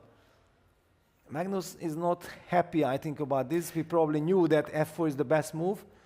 Yeah, I wanted to make a developing move, but sometimes I forget that pawn f4 is a developing move. Yes. I tried all the developing moves attacking c5, directly or indirectly. But wow, yeah, now all eyes on Magnus, how he reacts to this, and how quickly and confidently he reacts. That did he already have an antidote to this, or he's also just trying to come to terms? Well, I mean, mimics of chess player can be this Deceptive. I mean, maybe he looks like worried, but maybe he's just deeply concentrated and just double checking what he had in mind. So, okay, in some cases you understand when a player doesn't like his position, but I'm not sure what. Maybe Magnus is just very much into it. Yes. He's not very expressive now somehow, but his face is some. But it can also mean that he's. Well, sometimes I can read him quite easily. Yes, I already have tremendous experience covering his games. But this is still in a very early stage, and it's a very intriguing, very exciting kind of position. Yes, so I think that he's fascinated by the position. It's not about worrying or whatever. Yes. And one thing I would like to say to Magnus Carlsen and to Grenke Chess Festival, that maybe people, whenever they see Magnus play a tournament, of course Magnus will win. Yes, well, last year we have witnessed history by Magnus making 9 out of 9. And the reason why that is a historical result, because it's kind of absolutely mission impossible to achieve that. However, when Magnus Carlsen makes 9 out of 9, then maybe some people were kind of expecting that, Magnus comes this year also to Grenke Chess Festival and he will again deliver 9 out of 9. And I'm very happy that he did not do that, because then people actually forget how special that is to do 9 out of 9. Yes, and he said, so what? Like it's everyday business. Then it loses the magic. And there are so many brilliant players playing in this tournament. There are no guarantees, no matter you are the best or not in the world. The challenge is there, and it's a fantastic tournament. Nobody is safe. Yes, because to understand a tournament or a match, you have to analyze the games, and then you get. Yeah, I mean, okay, we were just talking last night about the match Capablanca-Alekhine. Okay, theoretically, Alekhine beat a player who was not in the best shape, but it was not true. If you look at the games, you understand it was a titanic fight. I mean, to beat 6 times that guy, it was really... So the same with Carlsen. Okay, you see, okay, he did it again. Okay, so what? I mean, it's not surprising anymore. But if you look at the games, then, of course, you understand that this time he did something different than the last time when he played. He scored 9 out of 9. Or maybe this time that he already made 2 draws, he still did some things he didn't do before. I mean, he's still progressing. I also feel that it's a very emotional moment, because it's a double-round tournament, that as long as you keep on winning, you carry all this energy, you have this vibration, it's in the air that, maybe historic result can happen, and you keep on winning. And when you suddenly make a draw, then it's the normal day of life, that against a very strong player, why should you win every single game? And the game that slowed Magnus down was against Tabatabai, when he got a very unpleasant starting position. That was when king was on d8 and queen e8, the classical position, but with the queens and kings reversed. This is a difference because of the castles. Because of the castles. It's not that you play normal chess, classical chess with mirrored. No. Exactly. No, it's not. And he got under serious pressure, and in fact, I was even calling out during the commentary that I think draw in this game was like a victory. It only basically stopped Magnus's run. And also the other players feel like, wait a second, okay, Tabatabai has stopped Magnus, why can't I? This is also very often the psychological thing, that the news why should Magnus win all the games? The news is circulating that Magnus is human after all. Yes. So I'm very curious to understand how Magnus will react to f4. What are the options at all? There is an option to keep the knight with something like f6, but then the knight will be kicked potentially with b3, and then the pawn on c5 will fall. So maybe the knight should be heading for c6, I don't know. Okay. It's also a question that f6, f6 I think is in general useful, but do we have maybe some tactical possibility? Can we try to get this d5 in somehow? But the problem is, if we play something like e6, rook takes e4, d5, we cannot rely on this because of rook takes e5 winning. So there is no kind of small little tactic to solve the problems. Maybe b6 maintains the status quo. But then So that b6 looks c4, but then we have to kind of reassess I mean that two pieces business. Yeah, for example, now if I take on c4, this looks very promising for me. f5, so even I can retreat the bishop, and you remember we were worried of f4, and even after fg we have this f4 pawn. That's the difference. Okay, that's Yes. okay. For example, let's just see that the most trivial way, that thanks to this f4 pawn, black is kind of forced to take fg. But and this I liked even with the pawn on f2. I like exactly. this for white. And now white can maybe just play e3 and collect the g4 pawn, and white might be strategically winning. Yes, so yes. be careful. f4, a super important move. So black has to take a critical decision. He cannot neutralize. Very critical, and yeah, now I see the worry on Magnus's body language. It's just move number 5. My worry is that we are just on move 5 and we don't understand what's going on. I mean, it never happened to me before. Before today. Yes, before today, because today. we didn't know in Vachier-Lagrave game after move 3 what's happening. Wow. Okay, let's keep Magnus on our screen, but have the bird's eye view on just to understand. So first of all, Vincent's game we have covered. Bishop e3, b6, the move that we were calling out, that b6 is something black wants. Vachier played after fe5, simply g6. I mixed this up with the Mendonça game. Yeah, that is the Nyepo, yes. Yes. Then after king h1, now queen takes e5, fine, it was played. But coming back to Pranav's game, look at the clock situation. That tells the story. 33 minutes. So basically Pranav spent almost an hour in this kind of moment after e5, what to do with this. So there is no shame that in few minutes we did not understand anything about the position. Yeah, fe, g6. But a Grünfeld player like, okay, you're also a specialist. I a5, was. I mean, just like this, Yes. a5, okay. Of course it's different, the bishop is on b8, but still, just e5 to open. Wow, okay, so this is what we have in Pranav Vachier-Lagrave game. The game is just heating up. Then, okay, Nyepo's game is kind of clear that he has the initiative. This is humanly easily understandable. It's better development, yes. Better development, yeah, we are expecting some kind of d4, then maybe knight a5, e4. King safety also. Yes, probably black will castle long to the left side of the board. But it's not very safe either, no? Yeah, no. I mean, the king doesn't have safety. After the bishop's exchange, both wings are a bit weakened. Then we also have the Duda Murzin game, where again this bishop e4 motif appeared, and look at this, black had no other choice than to play the move rook c7, or was this deliberate that he's trying to play d7, d5, so he kept the queen on d8. I like white's position. Of course, again, the English spirit. Yes, no, but it is very close to English. Yeah, it is very close to English. This is a mixture of what Keymer did, only that black didn't play d5. So, but generally f5 is coming, and yes. So basically, yeah, in Vincent's game, not much has changed, but he already castled. b6, knight e4, bishop d5, knight c4, all this happened. White has a very healthy position, way up in development. The pawn already confronts on f5, also black's king side.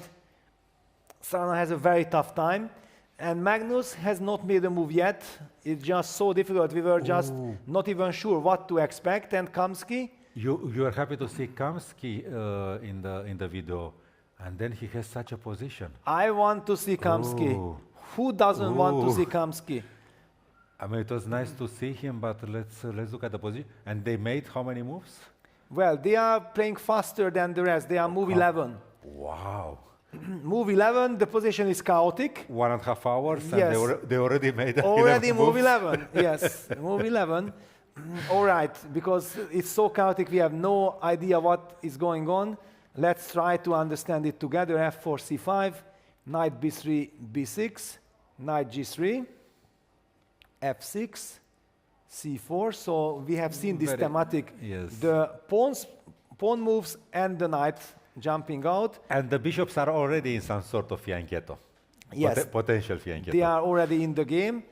Nodiebek goes e5. Wow, tries to fight for the center.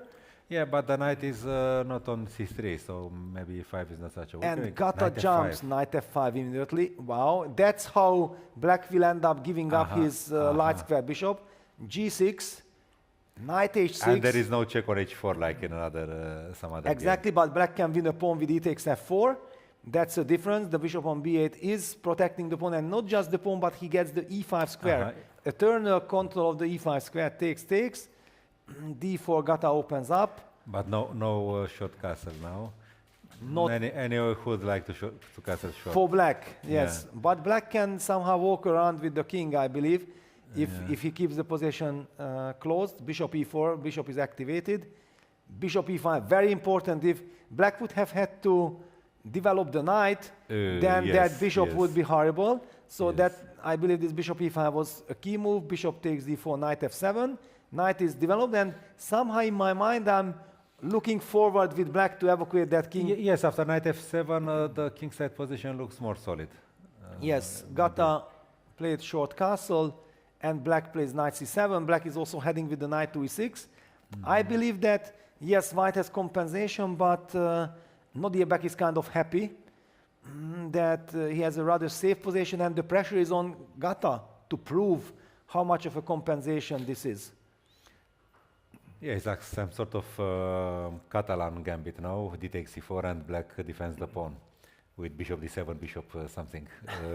Because there is no g5 yet. Yes, there is no g5 yet.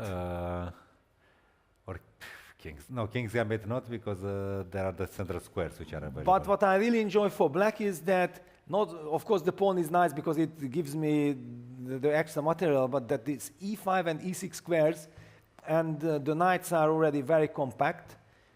I wouldn't worry too much with black here. You know, if I saw this position, I mean, if I had this position with white, I would be very pleased of my concept. But I would also know that it's very dangerous. I may not find the ways to maintain my compensation. Yeah, you have to prove something. Yes. For black is like the sea. The waves are just bringing things to the shore. I mean, black lets himself carried by the flow, and white maybe objectively he has the initiative. Yeah, e3. I was also thinking about that. What does this e3 move do? But I was not able to evaluate it. And the computer apparently doesn't like it. I was thinking of c5. But c5, I saw that I play knight e6. I will just ignore this move. That's what I thought. Yeah. And I cannot take on b6. Yeah, okay, then I will get to this. You win a piece, yes. Yeah, okay, it's crazy, it's chaotic, but yeah, we have to go to live action. Okay, e3 happened, f3 blitz out, bishop takes e3. So we see the Evil bar not appreciating it, but kind of Nodiebek was anticipating. Anyway, he did not have any other move. Of course, f3, bishop e3, and this is not, once again, the long-term compensation reminds me now of some Sicilian. Yes. No, I ignoring the bar, which dropped a bit. Yeah, please ignore it. I would have maybe the same feeling. But long-term compensation. Optically, yes, but optically maybe I like it less than before e3. I don't know why. Well, there is also a question for me, like, is something like f5, queen f6, and then the king walks, and one gets the feeling like sometimes in the Najdorf that black plays on the dark squares with this wonderful bishop on e5 and the knight on f7 is also a monster piece. Because with the pawn on f4, if you go f5, then you lose the f4 pawn, and then your problems stay and the pawns are equal. Yeah, and white will still be able to break with e4 then, yes? Yes, but now f5, yes, f5 is worrying me. The thing that we just talked about, that in this position, in general, black would ever push f5 with the pawn on f4, then when white later captures this f4 pawn, then there still will be a break with e4, breaking this great construction of black. However, now that we traded the e-pawns, the e-pawn... He doesn't have that problem. And the e2 pawn is not there for a break.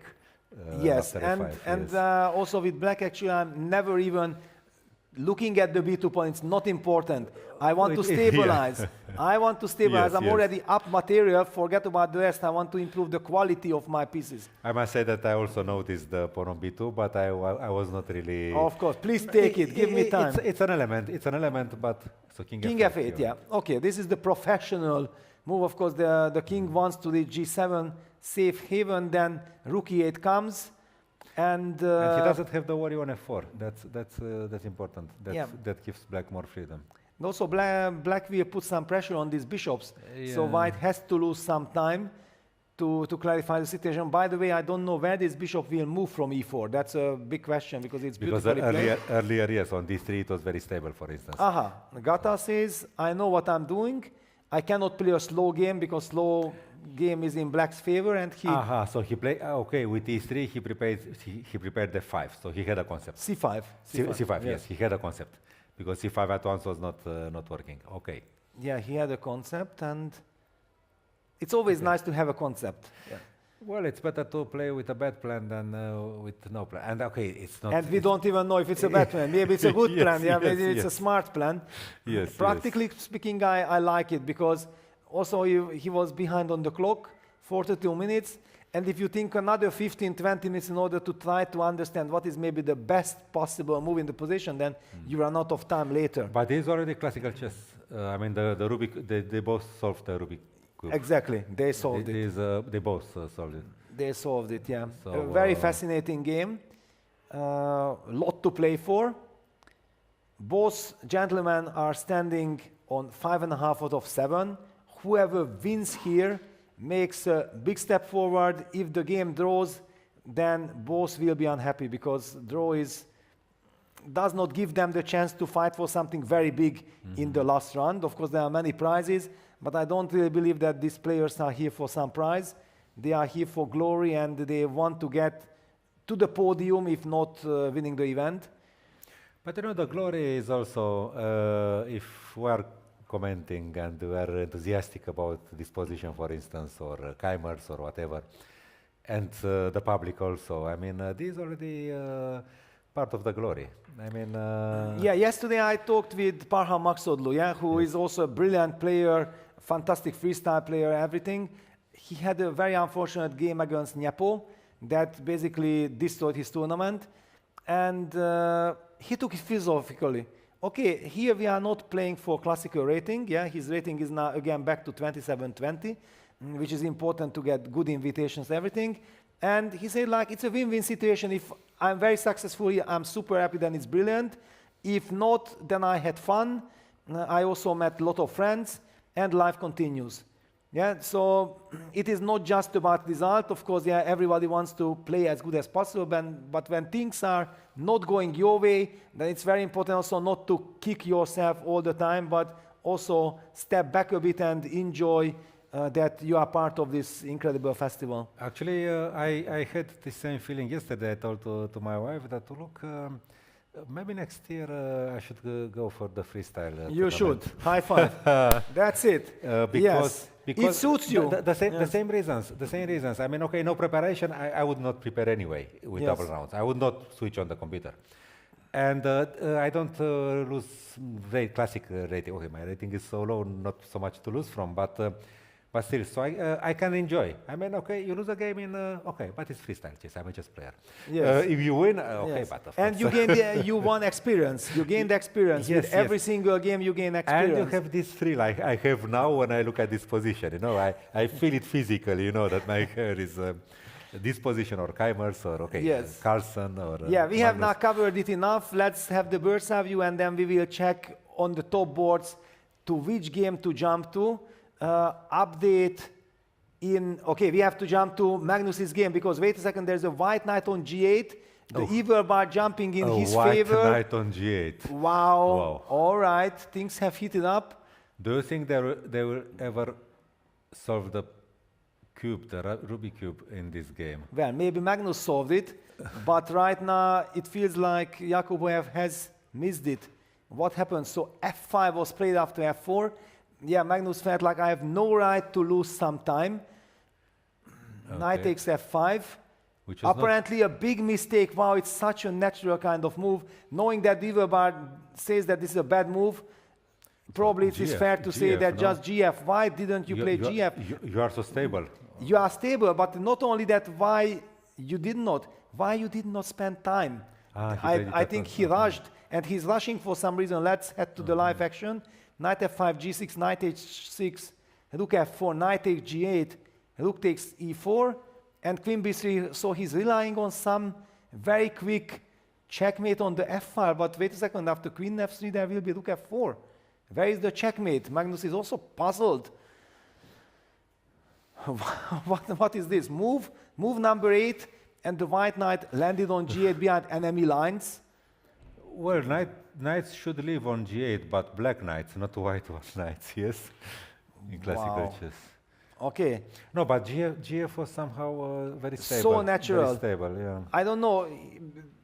In my mind, please, everyone, dismiss the evil bar. Let's just try to forget the evil bar and try to think about the position, because Yakuboyev is a very dynamic, aggressive player.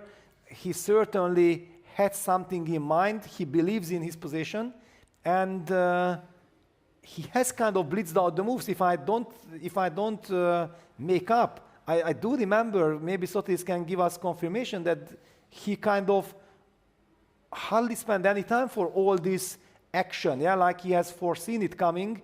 After f5, knight takes f5, let's just make it in slow motion. Threatening knight takes g7, g6. Yeah, the justification was clear to jump to h6, otherwise you cannot fall back. Then rook f4 simply takes the pawn for nothing. That is not the idea. So he got attracted to this knight h6. Rook takes f4, knight takes g8. Rook picks up the bishop, of course. Now it's equal material. Very interesting trajectory of the rook. Yes. Yeah, black is actually up a pawn, and Magnus is about to make a move because he wants to signal that I have seen it coming and I know what's happening. By the way, black will have the chance to castle long.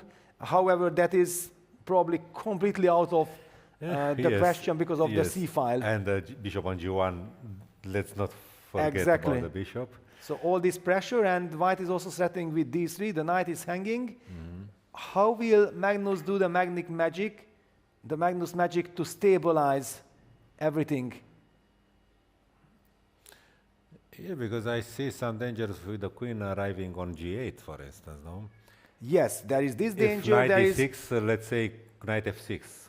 There is this diagonal. Yes, knight d6, knight f6, okay, it's the first thing you have to check. Yeah, but then I can take queen g8, I can play knight f7, but he goes d5. He first goes d5, he occupies the center. Okay, that makes sense. That makes sense, but the big question will be, but d3 is met by queen a5 check. This is always one of the big problems, no? In this, in this structure, I mean, this... Okay, after queen a5 check, actually white has queen c3. We can kind of trade the queens because this is a fork. Very intriguing And the knight on position. g8 is not lost yet. The knight on g8 not, and the knight can hop back to h6 in endgame in some circumstance. So what's in the minds of Magnus Carlsen? Magnus got up, but he did not leave the board. Look at this. Just shows that how complicated the position is. This is not the moment when you make the move, get up, and you disappear. You are still very much focused and you are calculating what's happening after d3. Let me even put it on the board. What could be the move of Magnus Carlsen and the cold shower for Nodirbek Yakuboyev? Because I'm pretty sure that he went for this sequence of moves thinking that this is very good for him. He must have missed something. What could have he missed after d3? Maybe rook f4. The rook on c1 will be hanging. Yeah, rook f4 is a very good and safe choice. And the total cold shower, yes, that's it. Yes. And maybe game over. On f4 and queen f4. And basically maybe game over. And look at the face close to it, yes. Face of Nodirbek, like he realizes to his horror that, wait a second, I missed this rook f4, small little rook f4. And it's over. And let's just highlight, yes, so what we are talking about, of course, if rook f4, queen f4 is very easy because the queen targets the rook immediately. And the other tactical justifications that after dc takes, queen f4 check, picks up the rook and basically wins the game. Okay, it is also not the end of the game yet because of King B7, but it's clear that it is in black's favor. So wait a second, after d5, did Magnus, from a position where we have to move 5, so like he's in a very dangerous situation, outsmarted, out-tricked his opponent by seeing one move further? Yes, f5 was kind of bluff because, with a bit more of patience, he would have played g takes f5 and then black's white position would have been good. But maybe it was good anyway. Who knows? But after knight f5, yes, everything works out well to perfection. And also I was talking about the trajectory of the rook. Yes, and look at this top mistakes. It's written, well, these top mistakes according to computer, yes, of course, knight takes f5 was based on the miss of rook f4, the move that, Michael, you just highlighted, super fine. And it's a life-changing mistake because Yakuboev is trailing Vincent Keymer by half a point. He's on 6 out of 7. Can you imagine what it would have meant for him if he beats Magnus Carlsen after this fantastic opening, gets 7 out of 8, and he's fighting in the very last round for the title and for the qualification spot for the Freestyle World Chess Championship 2027, and all of a sudden he might realize that he's not only not winning, he might be losing. And then his tournament finishes on the spot. So it's just incredible that what one decision can cause to a player. Yes, because optically the position, the black's position looks impressive. I mean the knight on h8, but the knight on h8 comes to f7. Okay, no problem. And look at this, and he cannot believe. And white's position is a ruin, and the only thing was this d3. D3, yeah, that is because black has wonderful grip on the position. It was only connected that d3 wins material. Yes. But thanks to rook f4, it doesn't, and this is absolutely heartbreaking. Absolutely heartbreaking. And another example why you should never rush when you have time on your clock and it's a decisive critical position. Of course, it's very tricky kind of that he might have felt, wait a second, I have already spent 45 minutes. Yeah, because I remember even I mentioned that already Nodiebek has spent some 45 minutes. He was on 48 minutes. And then when we saw this position going for with knight on g8, he still had like 47 minutes. Yeah, so he probably played quickly. Exactly. He simply believed because otherwise gf5, and you ask him, of course, gf5 and I have a better position. He knows this, but he saw like he's winning more by force and got tricked by the great Magnus Carlsen. And this always impresses me that Magnus is a great strategist. He's so good at so many things, but he is also so tricky. There you go. There you go. He turns the tables thanks to this calculation. This is rook f4. This is what he might have foreseen already when he opted for knight takes c4. He might have seen it, or maybe after f4 he had seen it, but he had to see it coming way in advance. But white should not go there, I mean, without checking, because, well, there are alternatives on the way. I mean, after queen b3, okay, d5, of course, is the most beautiful move, and it works. But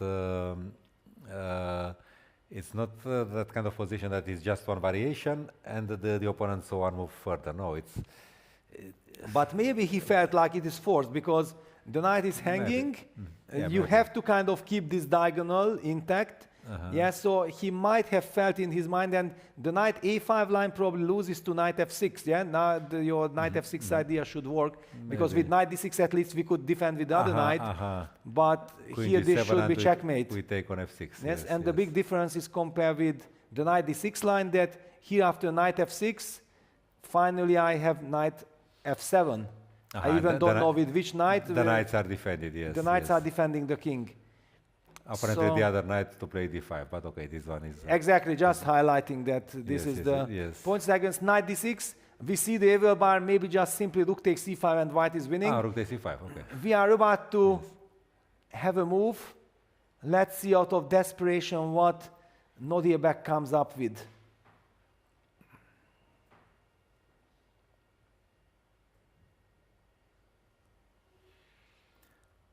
No, this time I think that face, that mimic tells it all. He is not happy. all the energy has disappeared. Yeah, there is just complete despair. I know this feeling. I play a crucial game. I play this guy. I don't know, world champion, whatever. I play it's my historical game. Against whom? No. I don't give. Okay, I had this several times. I have this feeling. I play against this guy. It's my historical game. And then at some point you understand it's over. I mean, maybe you don't resign, but it's over. It's a horrible feeling. Yes. When it hits you. Because it's your movie. It's your movie. It's your dream. Yes. And then I said, okay, time to wake up. I mean, okay, make a few more moves and.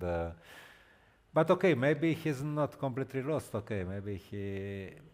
Yeah, but okay, he's apparently not completely lost, but it is just that he was thinking like he's winning. Instead of winning, he's clearly worse, and he's fighting for his life without any perspective. And he knows that G takes F5 would have been not that bad for him. Well, a clear advantage, yes. Yes. But he's very young, yes? He is very young, yeah. Okay, all these Uzbek players, it's just incredible. And this year, the Chess Olympiad will be in Samarkand, Uzbekistan. Yes. Imagine what will happen. However, very often when you play at home, there is additional pressure. Yeah, for example, last year, the Grand Swiss was also taking place in Samarkand. And of course, everybody was already at home expecting from Sindalov, from Abdusatulov, from Yakuboev to do something phenomenal. And they were struggling. Yeah, and then at the World Cup, Sindalov had his absolutely breakthrough.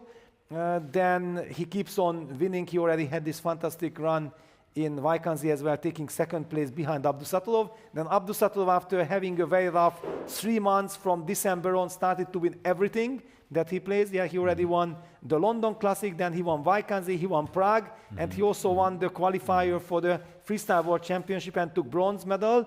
And by taking bronze medal, he already qualified to next year's championship, so he can basically enjoy the atmosphere of the tournament. There's no pressure on him. Yeah, actually, Tal once wrote about this, about playing in your home city. It's tricky. In Riga, yes, because many friends, everybody congratulating you when you make another combination, another Tal combination, and wanted to drink with you and whatever. So. Yeah, I think now we should head to the bird's eye view. We are seeing Yakuboev in a very critical situation. He's trying to come to terms and to find some resources. Vincent has stabilized the position. Now he has a clear advantage, I believe. Yeah, he has given up some initiative, but he just transformed it to a clear strategical advantage. And this is what Steinitz always recommended. I mean, okay, initiative is volatile, but no, but yes, it's a positional crash already. I mean, maybe not winning yet, but. So we will keep an eye. We also see that Vincent is down to 31 minutes. Sana is up kind of 20 plus minutes on the clock. This is the only resource that actually Sana has and can rely on, that if he puts up a very stubborn defense, then maybe the time pressure will get to Vincent and he will have trouble converting his advantage. Yes, okay, you play bishop f2, you play e4, okay, beautiful, okay. Yeah, but there is this angle, there is also this angle of eventually rook c1, knight, and then bishop dc, knight takes d5 and play on the light squares. You can play 5 moves quickly, let's say with white, but then you have to win. Yeah, you have to win. Of course, probably Vincent tells you that, I will do that. It's important that I got here. Yeah, yes. He invested the time, he invested 1 hour in order to reach this position. I believe he is very happy. And Black's Rubik cube is not perfect yet. White's cube is, it's great. It's a super classical chess position for white. And for Black, yeah, Black. Let's just see quickly what happens after Queen c8. The move bishop e3, yeah, going for your plan that you highlighted earlier already with eagle eyes. Please don't hold me responsible if he doesn't win. No, okay, this is then Vincent's fault. But actually, after g5, this is justified. After Black was forced or induced or bishop d5, castles, knight c7, knight c3, yeah, hitting that d5 bishop, and Vincent kind of signals that, you know what, I know that with b6 actually are weakening light squares, hitting that light square bishop on d5, and also the only really stable outpost that Black has at the moment. Of course, if White's center pawn starts marching up with d4, e4, then that spot will also be lost. So queen d7, queen a4, g5, and d4. No, this is how we reach the position. Theoretically speaking, g5 is a positional surrendering. Well, but he tries to probably activate the knight. I understand. I don't say it's a bad move. But if you have to play g5, it's like you lost the game. It shows how bad the position is. Conceptually, you lost the game. I don't know. Maybe it was forced. But you know, I'm so happy to have you because I'm also from the older generation. Yeah, and whenever I feel that something fundamental is wrong, I always call out, okay, but black is lost and white is winning. And sometimes someone who looks with only engines and he sees that engine says some small advantage might think like we are exaggerating. But actually, I think as coaches, it's very important to give this kind of spirit because this is how your student understand that don't do these kind of things. Because maybe exactly here just a little bit worse, but in other circumstances it could be lost. To get the spirit of the position, that what you are not supposed to allow for your opponent. Yes. This is how we operate, because we were not raised by the evaluation bar and not just pure calculation, move per move. Yes, of course, the new generation, newer generations, they grow differently, but still, I mean, the brain's capacity, okay, maybe it has evolved compared to our generation, maybe, I'm not sure. But still, I mean, to assimilate just moves and moves is I don't think it's so easy. No, of course. Now, basically, in order to succeed on the highest level, you have to have the old fundamentals. Yeah, this is, I think, what makes Magnus also so special. Yes. That he basically knows everything what is about classical chess, and he also combines it with the modern touch, and he doesn't let computer ruin his style. Yeah, that he find this golden middle, how he keeps can his mind independent. Exactly, how he can be Magnus Carlsen. Yeah, that not he becomes a computer or tries to be a computer, but he keeps his strengths and combines it and makes him stronger and stronger. And and all the times he pulls he pulls the trick out of the classical inheritance. I mean, this is a 5. Of course, you know, something went wrong. Knight c4, okay, but you play a 5 because you have to play it, and then you give him a choice. And you give the young player a choice. Yeah, I remember that once he, was it against Rapport, he played some e5, and it was a blunder, because he thought he was winning a pawn, but actually he lost a pawn or something. And, but it was the best move on the board, and then he conducted the attack. It was some sort like in the Penrose, d takes e5, there was f5. But okay, then a knight arrived on d5, and he actually the attack is winning, and he played it with. So even when he blunders, he blunders from instincts. Yeah, there is a meaning behind. Yes. And here we see knight f7, bishop f2 being played. Yeah, the two most natural moves. Vincent blitzes out bishop f2. He knows exactly that I'm coming with e4. I'm expecting something like knight d6, e4, maybe bishop c4, then try to play b5. And try to kick that queen back, but we know that whenever you play b5, you weaken other squares. Nyepo is checking out the game because, as we talked about, for the other players, it is absolutely desirable that somebody stops Vincent.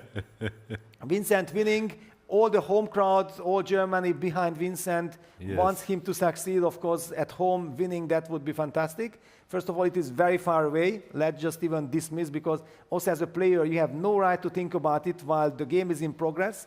That, if I maybe win this game and it looks very good, then that might mean that I'm no. This has to be dismissed on the spot and just focus on your task of winning the game. So I think like this, okay, in the center, White's advantage is, let's say, objectively, it's less important than optically. But it comes combined with the weakness on h5 and also the weakness on c6. So, but you have to put this together somehow. Yeah, I would like to say that actually knight b5 looks like a very smart little move. I believe the main idea is something like if white plays e4, then black takes and goes b5, and secures the c4 outpost suddenly. At least there is something to the line, of course. To hang on, Yeah, the position is bad, but if the position is bad, you always need at least some little thing that gives you some comfort and hope that maybe I can sit on this square. Maybe it is more clever than knight d6. I thought knight d6 was forced, e4, and then the bishop retreats Yeah, somewhere. I feel knight b5 is smarter at least. But knight b5 is smart enough, yes. It doesn't equalize, of course. Yeah, not at all. One thing is, well... What about if we take on d5? Yes, it is possible, but then I take cd, and the knight will go to d6, and I have some cemento. Actually, yes. Now, because the d5 pawn is weak, but okay. And I think very important that against any knight h5, I can stop the knight jumping to g7 and d6 with rook g8. Yeah, I have kept an eye on this. My dream would be in some endgame to get with the king on h5 somehow. But well, I think Vincent hopes that we might not reach the endgame. I want to finish it off earlier. No, knight d5 was just a question because it weakens things in both camps. I mean, it weakens the e4 square for white, but we don't get to occupy e6, so then knight d5. Yeah. But it's one thing that you have to check, this exchange. My feeling is that I would actually give double exclam mark to knight b5. Practically speaking, it was the only chance, and if you have a bad position, it is kind of in your interest to try to change the character of the game. Yeah, that maybe I can transform into something that is more giving more perspectives in the long run, and also to confuse the opponent. No, I think now black's position is already in the classical chess phase. I think not yet. Not yet. No. Really already? I mean, after e4, knight c3, b3, b5, it looks like something. It looks like something. There were some Grunfeld lines with after queen a4, c6. No, of course this is a much. No, he's worse. Okay, he's worse. But but I can understand what black's pieces are doing. Exactly. This is what I mean. No. Of course, I prefer white. That's for sure. And also, it gives Vincent some more time to think. I mean, some more thing to think about. His clock is ticking down. What did I say like 10-15 minutes ago? That Salana's best chance is somehow to put up some very good resistance, force Vincent to get into time trouble, and then he can escape. Yes, to take 3 or 4 more important decisions like now. Yes. And that would be already time trouble for him. Do they have control on move 40 or? No, it is still the end of the game. Yeah, this is it. This is because it's double round. It cannot be. Yes. Plus, anyway, for freestyle, we never had longer time control than this. Yeah, so this is the so-called classical time control, which is a fast classical time control. Knight b5. So yeah, Vincent is happy. At the same time, he's now a little bit irritated by this knight b5 move. He would have liked, in my mind, to get more clarity before. Yes, and when you don't have space like black does, you have to exchange some minor pieces at least. So knight b5, yes, has this merit. Maybe let's get the bird's eye view. Maybe knight d1. Could knight d1 be possible, and then e4, and then return somehow? To avoid any of this it looks trade. A bit, I don't know, it looks a bit... well, but it has a merit, yeah, just because we have space advantage. Black's pieces are kind of hanging in the air. Maybe we have to avoid. It's a conceptual move. A very nice little move. The only question, but because c5 doesn't seem to work. Wow, but apparently not. You cannot. And look at this, what a big drop in elevation. But can I actually take on g3 and then block the e4 square? This is how, I don't know with which knight, but something like there is a blockade. You have knight f2, but then f5 might be hanging. Yes. Okay. No, it was not really my move. I just said this thing about exchanging pieces, and the only way, I mean, I would not go knight c4, because I don't see anything after that. Yeah. But no, so e4 is probably... But yeah, let's get the bird's eye view, because probably this is a good moment then to go for a break, because after that we will have non-stop action and we might not get another chance. Let's just take a look. Of course, during the break we'll just check the games, concentrate on the phone. So what do we have here? Magnus Carlsen in control. The queens got traded off, and he's, well, actually he's a piece done, but the knight on g8 will be kind of I wanted trapped. to say that the knight, okay, if he takes on g4, then but wait a second, then before we go on break, Yes, you have to see that. But before we go even there, just to appreciate the Pranav Vasilagnav game is a complete chaos. Unbelievable game which would deserve a very close look for sure.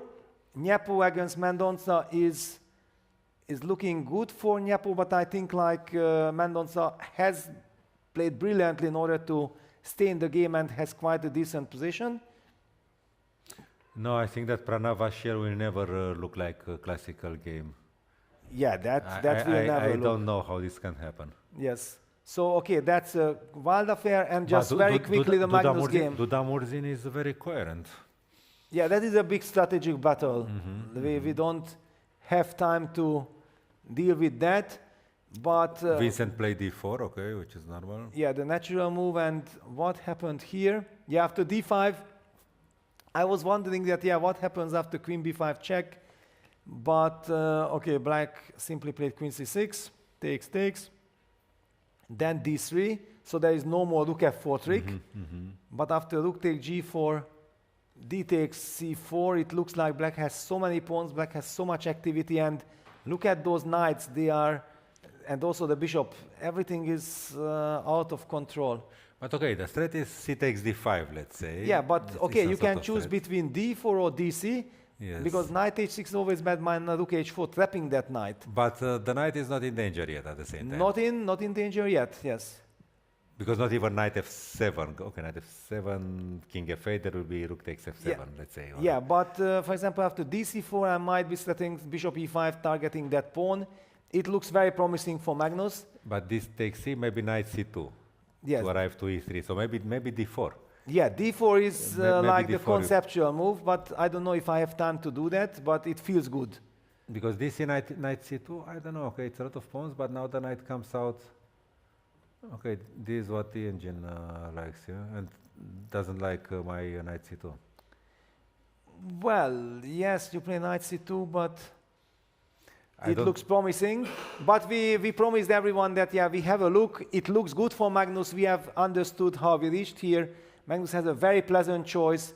I believe no matter if he goes for d4 or dc, in both cases he has everything in his hands. And we should probably be heading for our break and be back in 5-6 minutes with all the action. Stay with us. Don't go anywhere. See you soon.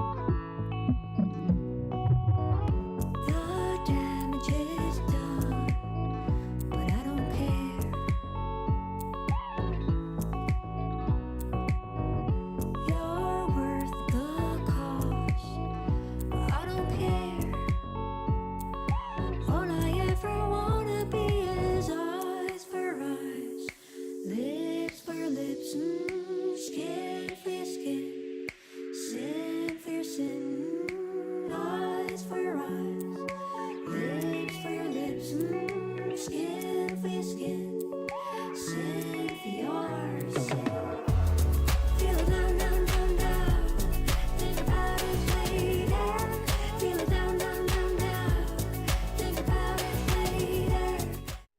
welcome back, everyone. We are back. The heat is on. A super sharp position everywhere. Super sharp positions everywhere. Vincent Keymer against Alexei Sarana. I think Sarana is mounting a comeback. Before we left, we have been praising the move knight b5 by Sarana. And look at this.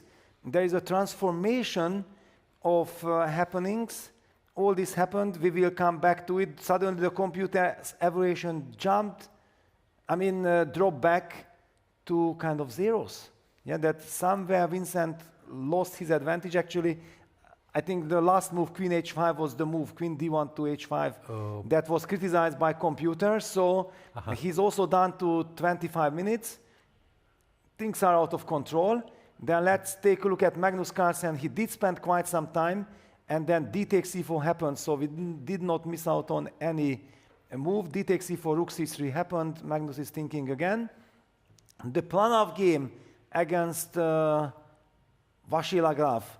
I would like to highlight that this was the only game that I suddenly had a very little time to check on the phone. I just felt like this is such a fantastic game, and we haven't had the chance to cover it in great extent. And the computer thinks it's a typical drawish position. Yeah, that is 0-0, like nothing is happening. It's the most boring position of them all. Yes. I can reveal you that what I have very quickly checked without deep analysis, it was incredibly impressive how both these gentlemen navigated. Yeah, there were few very little misses, but in general they just played a sensational game. But Planov, look at this, he's down to less than 10 minutes for this crazy game. For Vasher it was more natural, yes. As a Grunfeld player, he throwing away the pawns, throwing forward the pawns was more natural, no? Yeah, probably. Well, he's the best in all this chaotic position. I think he's best between the bests in this kind of stuff. Incredible. I even don't know where to. What about Nyepo? Okay, Nyepo's position is a little bit slow. He's enjoying himself, but you know, I was thinking before he played b3 that if the pawn was on b3, I would think that it was a Nimzovich-Larsen opening. And now it looks like, the structure is very typical. It could arise with f4, no, bishop b2, exchange the bishop somehow. And now after b3, I'm satisfied because it could really be from that opening.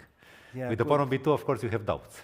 Could be, yeah, he pushes b4, yeah, he wants to get b5 in. It looks promising for him, he goes for an attack. Then Planov has played the move queen a1. The queen is aiming at the long diagonal. We can also see the excitement in Planov's body language, that he understands that this is a crazy position, I'm down to 9 minutes on the clock. How do I navigate it? There is excitement, and Mendonça is also down to only 12 minutes for the rest of the game. There is no time control here. Where should we head? White's play is easier because, okay, he has this pawn with b5. Black, of course, he has this Dutch kind of structure, more space, but the endgames are good for white probably, and play is easier, so. Yeah, well, I think let's quickly jump to the Planov game against MVL. In order to understand, these are the players who are chasing Magnus Carlsen. They are just half a point behind. And apparently the evil bar is dropping heavily after the move queen a1. Just very quickly to see what happened. It was complete chaos. And what I was very impressed about after fe5, which was the best move, g6, that the only move to fight for an advantage and for initiative was the move knight b3, which took Planov incredible amount of time, but he found it. And this is how things then heated up even further. Bishop e5, knight c5, bishop b2, bishop takes f5, sacrifice, gf, knight takes f5, rook takes f5, a fantastic counter. Did he need that? I mean, okay, it's beautiful, but did he need it? Well, computer was saying that maybe he could have played something like knight takes b7 and then rook b1, but this is, or queen b3. No, but I speak about bishop takes f5. Was this necessary, bishop takes f5? But we don't have time to Yes, analyze. of course. Yeah, yes, unfortunately, yes. Yeah, every game needs 1 hour of analysis, yes. but there is so much action, so we have to just had, just so that we have a little overview. Rook f5, where all this came from bishop e6, rook h5, bishop c1, queen c1, knight f7. Here was the moment when you highlighted that according to computer everything is kind of normal, and then Pranav played this slightly mysterious queen a1. Why I say that it's mysterious? Yeah, Maxim just dubbed that rook on h5. That queen c3 looked then already more natural. No? It was my thought. It was my thought. Yes. If we want to get to the long diagonal, then did queen b6 disturbed him maybe? That after queen c3 there is queen b6 move, and there is a check, and there is a pin. So probably this explains why queen a1 happened. In any case, the computer after the move queen a1 is now happy for Maxim. The question is Maxim happy? Well, black is a piece up, let's say, for 2 pawns, maybe 3 pawns. Actually, I don't understand where is black's advantage. It looks like a total mess, Maybe he could just take on h7, couldn't he? I mean, instead of queen a1. Going pawn hunting, but then black gets... this knight on f7 is fantastic, secures black's king. I'm not afraid. Some queen g5, can I play queen g5? Okay, it allows this. No, it is not queen g5, but... okay, this is a little bit of a slow move. No. Okay, no. No, it leaves space, yes. But yeah, he played queen a1, and this is what we are dealing with. We have no idea why maybe computer bishop e3. thinks... Maybe bishop e3 was interesting, yes, bishop e3, and then maybe... To activate, Yeah, because, okay, we have 2 pawns for the piece, and maybe there will be 3 soon. Who knows? Yeah, well, I'm relying on the initiative that the famous saying, that if you attack, the opposite colored bishop position always favors the attacker. Eventually, the knight may be falling back to e4 and heading to f6.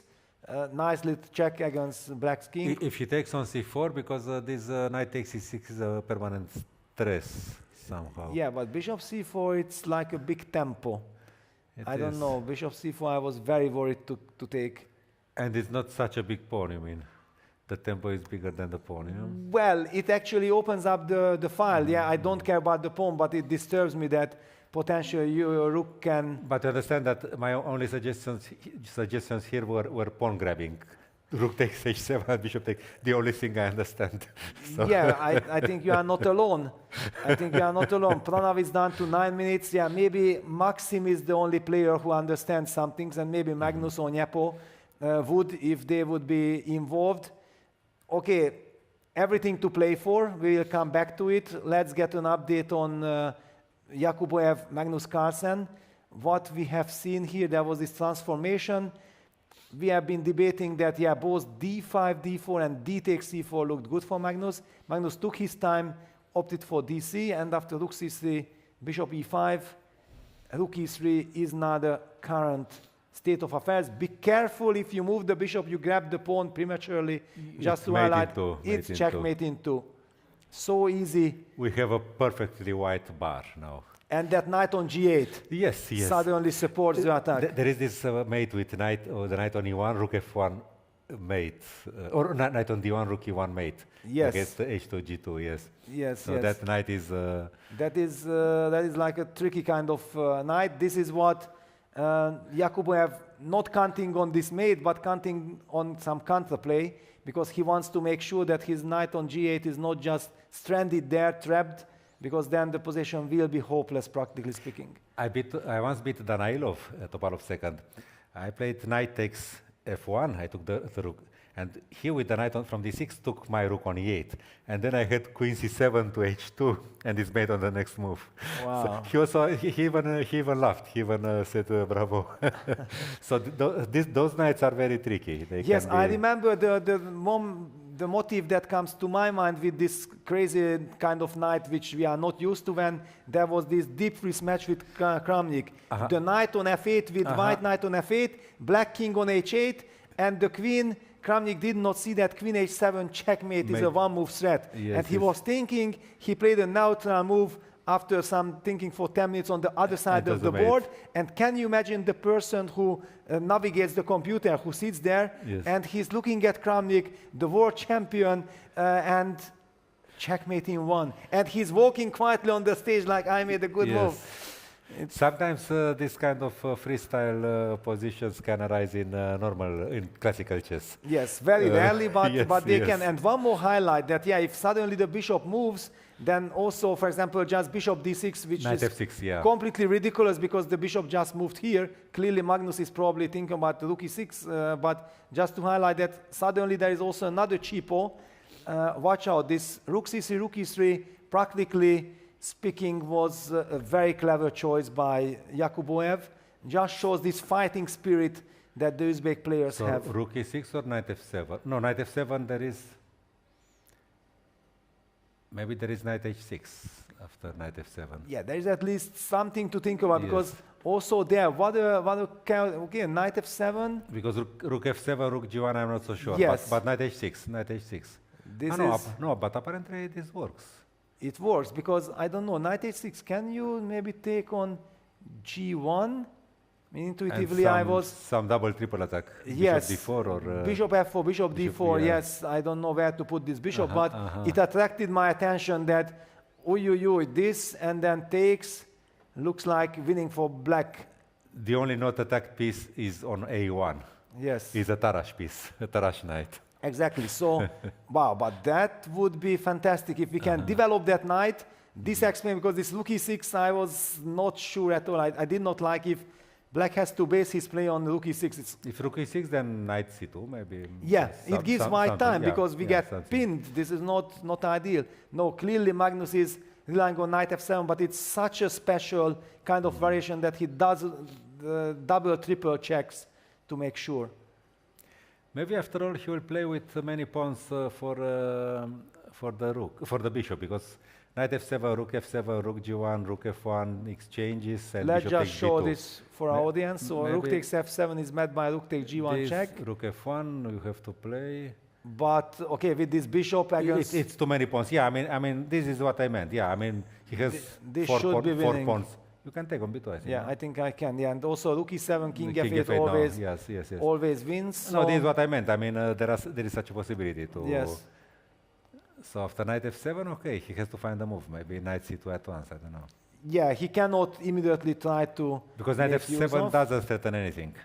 Doesn't threaten yet anything, yeah. And knight c2 threatens maybe knight h6 because it defends d4. Certainly, yeah. Finally, and look at this, it's like a symmetry, yeah? Black plays knight f7, the knight which was not yet involved, and we finally get time to activate our knight to c2. Yes. This is still a very sharp position. And we see also Magnus, yeah, he's leaning towards knight f7. It will be played, yeah, Yes. on the board. Knight f7, knight c2 will be played quickly as well.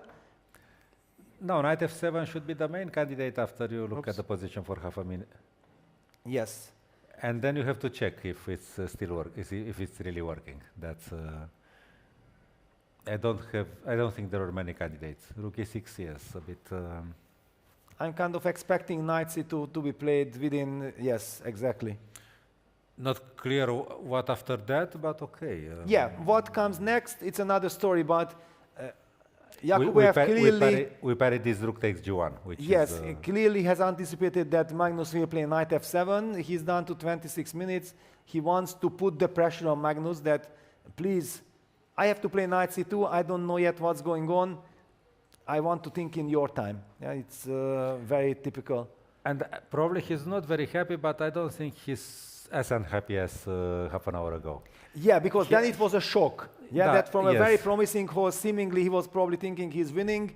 It was a cold shower that, wow, actually I'm in trouble. He was forced to enter this unpleasant endgame, which was certainly not his plan, but now that he already settled to the new task of... He understands that he doesn't lose at once. Yes. Okay, he's still in the fight, and it's still kind of a crazy position. He adapted himself to the change. Maybe he forgot that he was better. Maybe he forgot. This is the best thing, actually, to forget. Very often forgetting is the best, yeah.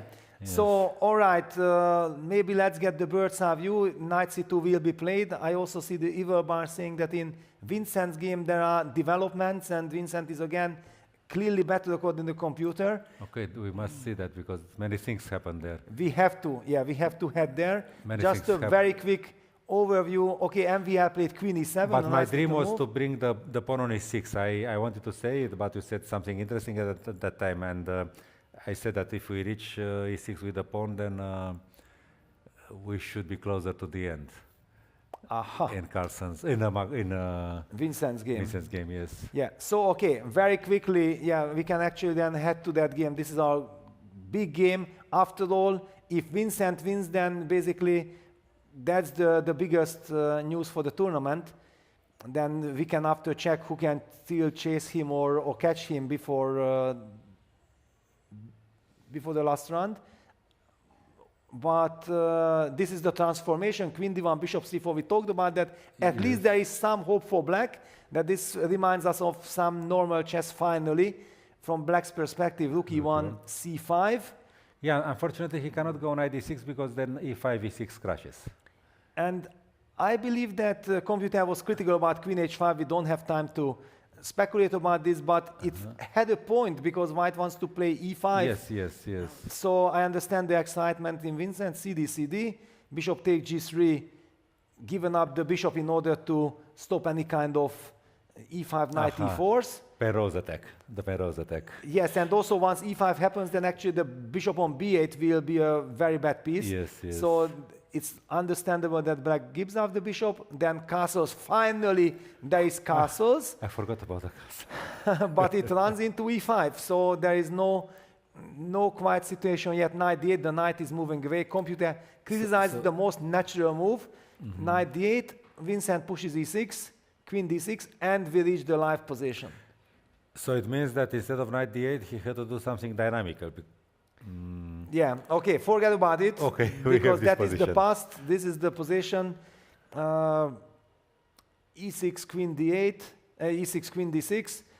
Clearly, Sarna is trying to activate his knight and go for counterplay. So practically speaking, okay, so we have to prepare bishop takes g5. But bishop is runs into queen g3. But yeah, we have to prepare it. Yeah. I'm actually thinking about some absolute crazy thing like rook e4, rook g4, rook takes g5, and then f6.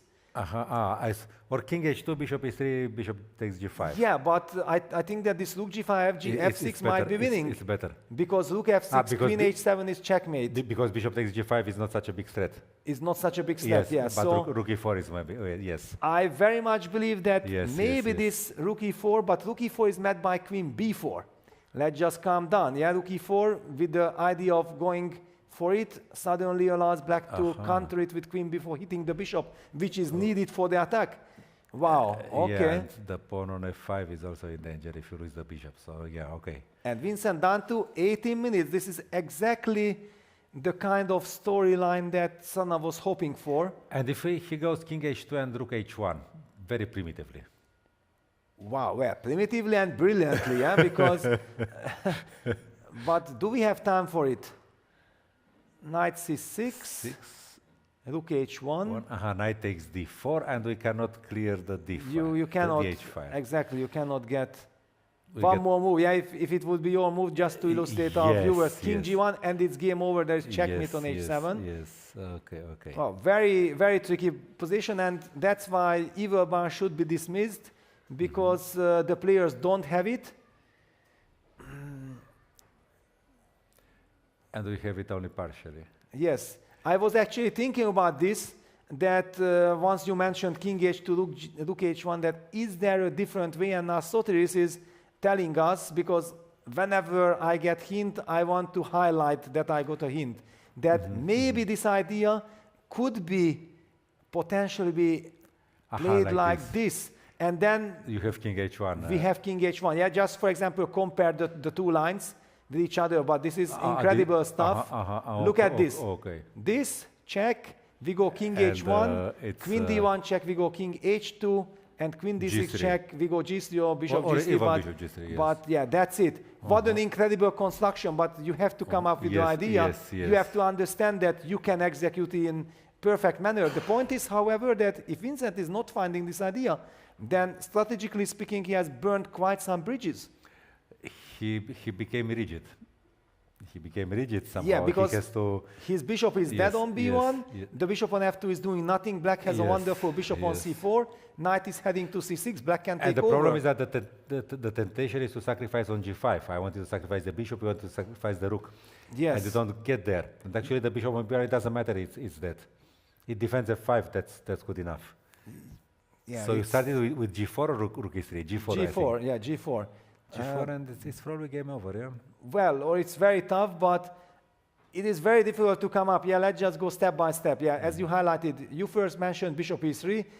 Was clear that then there is queen g3. Then I got excited that yes, wait a second, of course I want to sacrifice on g5. There is this brilliancy. So it's also kind of in Vincent's kind of mind. How do I open up this bishop and deliver checkmate? And look at this. Vincent is frustrated because if he doesn't find the winning continuation, Black will be doing very well, practically speaking. No, of course, the white pawns may start to fall one after another if he doesn't. Solana keeps the time advantage. Judging from his body language, I think he checked already 2 or 3 ways of starting the attack, and he's not sure yet. Yes. Yeah, he must find g4. Yeah, his clock is ticking down to 15 minutes. He's under 15 minutes, and if he doesn't find this idea, he can just lose the game. Before we were speaking about white has a very nice position with total control, and here this is very tricky. Concrete, very concrete, yes. Very concrete, yeah.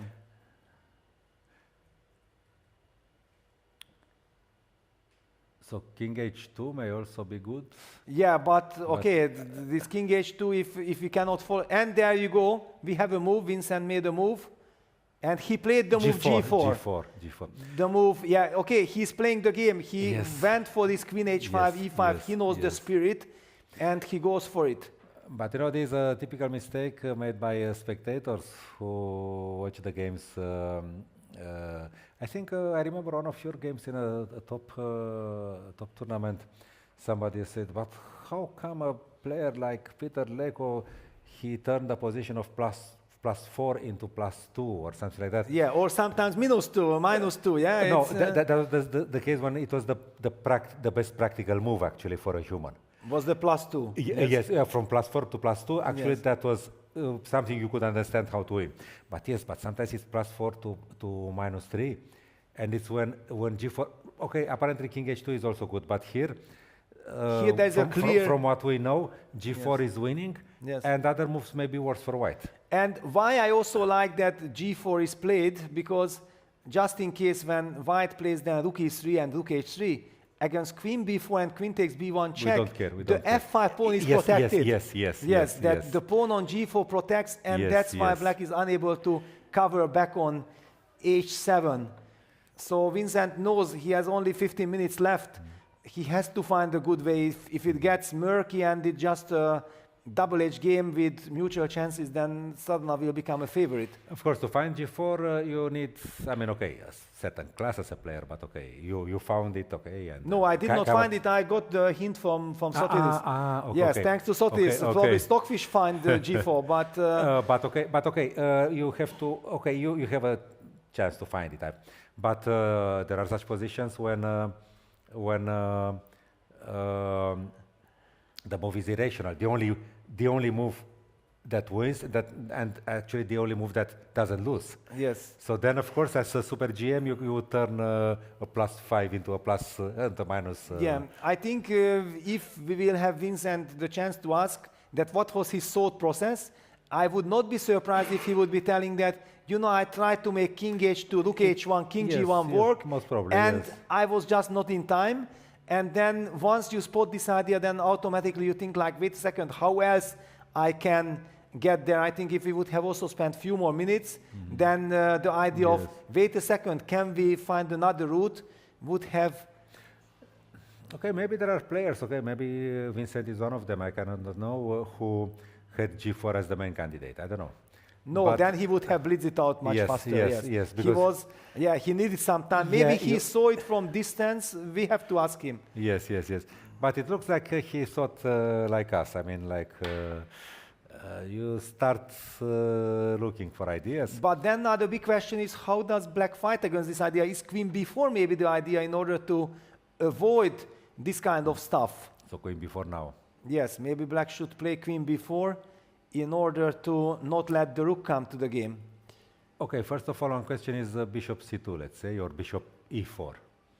Well, bishop there e4 are is many safe. questions. But rook, okay, rook e3. I also think that maybe king h2 is kind of a very interesting move, because we made a neutral move and then we set up again the threat of going but to... you know why I like bishop e4? Because you cannot move with the knight. Yeah, that's all. The The total bishop- dominate. Yeah, now we can just dominate. The bishop is safe there. Yes. It will be safe after rook e3 also. Exactly. And yeah, I think that's... Yeah, that makes perfect sense. So Yes, it's, yes. what is the move? And Sadhana made a move. He King played G7. king g7. So he's getting ready to defend, the position with rook h8. But that already signals then that white has everything under control. Yeah, now there is no pressure on white. Yes, but okay, when you attack, you also take certain responsibilities. So yeah, but that rook h, it can actually lead to a very funny construction, just highlighting, of course, that nothing is forced, just for highlighting purposes, that white reaches with the rook to h3, black plays rook h8, white Queen plays h6, queen h6 yes. check, black plays king g8, then one could argue that the rook is completely stuck, Yes, but actually but white's pieces are also lining up there for nothing. you know, but there is this Vladimir Vukovic. He was a player during Alekhin's time, and so he wrote this fantastic book, Art of Attacking Chess, which had, I don't know, 17 editions or something like that. And he explains that when you start an attack, you should start with the least committal moves. Because if you start with the queen and the attack doesn't break through, then you are stuck with the queen there and you lose coordination. Yes. Of course, this is not the case. Apparently, the attack is consistent, but you have to know what to do after rook h8. And Yes. because the passive rook on h8 keeps And the knight, two white pieces busy. yes, and who knows, So- the knight might start jumping. On the other hand, maybe this knight is needed in order to defend the f7 square. Probably this is very vital, yeah, because this whole rook h8 idea only works if the knight covers the f7 square. But the only question is whether after that thing you can play bishop e3 and bishop takes g5. Exactly. Start the targeting the... Or rook h5, rook g5. Yeah, that was the other. Yeah, I was also thinking about it. But okay, but that's already okay. It's concrete and it better work, because if not, It should better work, yeah. And clock is ticking. Vincent down to 12 and a half minutes for the rest of the game. There is no time control, reaching Yes. move 40, getting an extra half an hour, and then quietly think about the rest. There is tremendous pressure.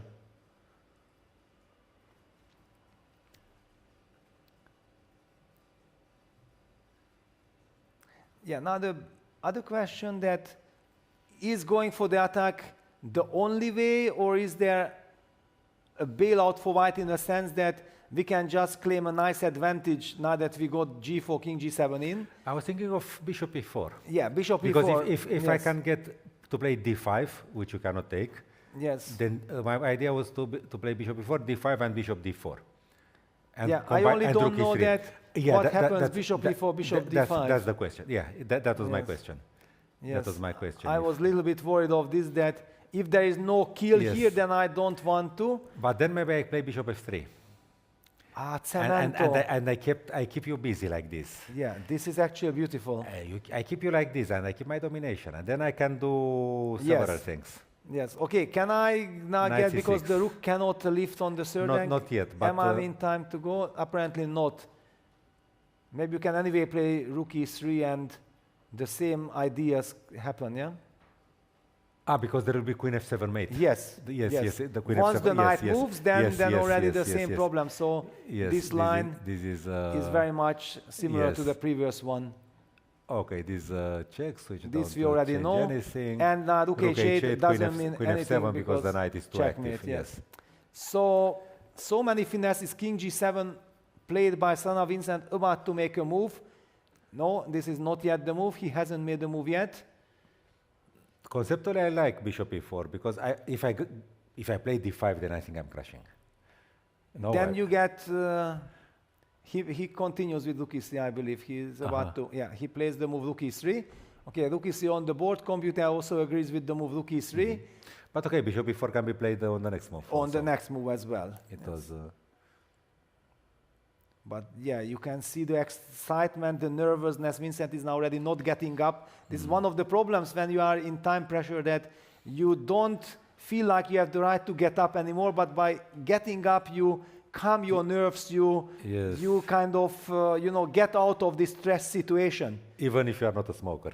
Yes. I mean, if you're absolutely. Yes. And I always like, even if I'm in time trouble, of course not when I have like 2 minutes, but if I have like 10, I still get up and look a little bit other boards, not to think about it, but just so that my mind, you know, refreshes itself, and then I get back to the board and I can again fully focus. To forget all these traces that have been built in the brain. Exactly, yeah. So to have freshness. When some spectators, they don't really understand, okay, players going for a walk, what are they doing, and like this, it is part of being ready for the next kind of So phase. he disliked the idea of bishop e4. Yeah. He played bishop d5 to prevent... Bishop d5, but okay, now clearly we will play rook h3, I believe, because this is kind of thematic, rook h8, and somewhere this bishop, but bishop d5 also eyes the g2 pawn, yeah? So black somehow wants to get counterplay. Does he have time to get counterplay? He wants to get funny ideas, yeah? And do we include queen h6 check, king g8 or not? That's another I very think big question. we should not play queen h6 yet, because we can play it whenever we want. He will not play h6. Yes, I he will think, probably not play h6. Who knows? Who knows? It's not so clear. Who knows? Yeah, h6, queen g6 check, king f8, rook takes h6, we take. Yes, we want a pawn, but... and there are no more attacking pieces, yeah, and it's a total blockade. I wouldn't be sure about that. So it's a good question. It is a very good question. But let's say I would play bishop h3, because if h6, then I just check and play bishop takes g5, or bishop takes g5 at once. And fg, what is this? If h6. So first of all, against bishop e3, can I already start my counterplay or not? With queen b4, that's also a question, because the counterplay is based on queen g2 checkmate.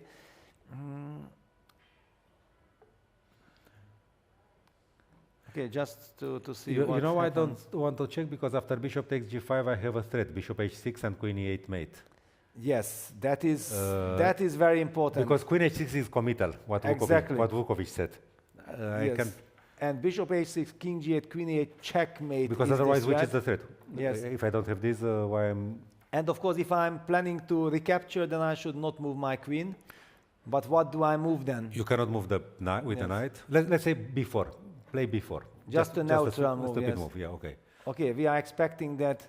Okay, this sacrifice. No, queen. No, I mean queen h6, rook g5. Queen f6 and f6. Rook and f6. Yeah, but rook h5 just. Rook h5. No? Wow, rook h5 not. There is. Knight f7 or what? Knight x e6. Well, what is the defense? Yeah, maybe just knight x e6. Could it be? No. Knight f7. What the? Knight f7 maybe. No? Yeah, knight f7 and was king, my very. King takes f7.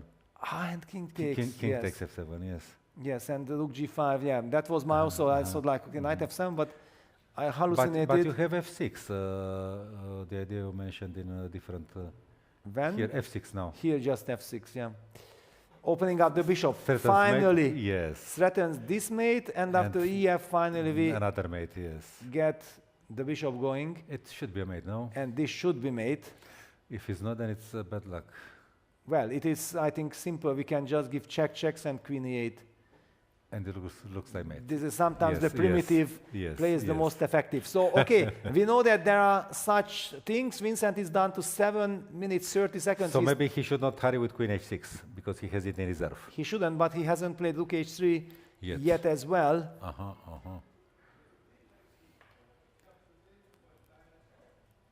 Yeah, if he would have 10 extra more minutes, and he's going crazy that where is this checkmate? Why am I not seeing the finishing touch? And if rook h3, rook h8, bishop g5, h6, then I think bishop g5 at some point should win anyway, no? Well, probably, yeah, that was the discussion that we had, that can here black bishop e3, play h6, and then bishop g5, I don't know. Exactly, but yeah, bishop g5. Yeah, bishop g5 at once, no? Or queen g6. At once, okay, I take. Check. Check, king f8. Take on h6 probably.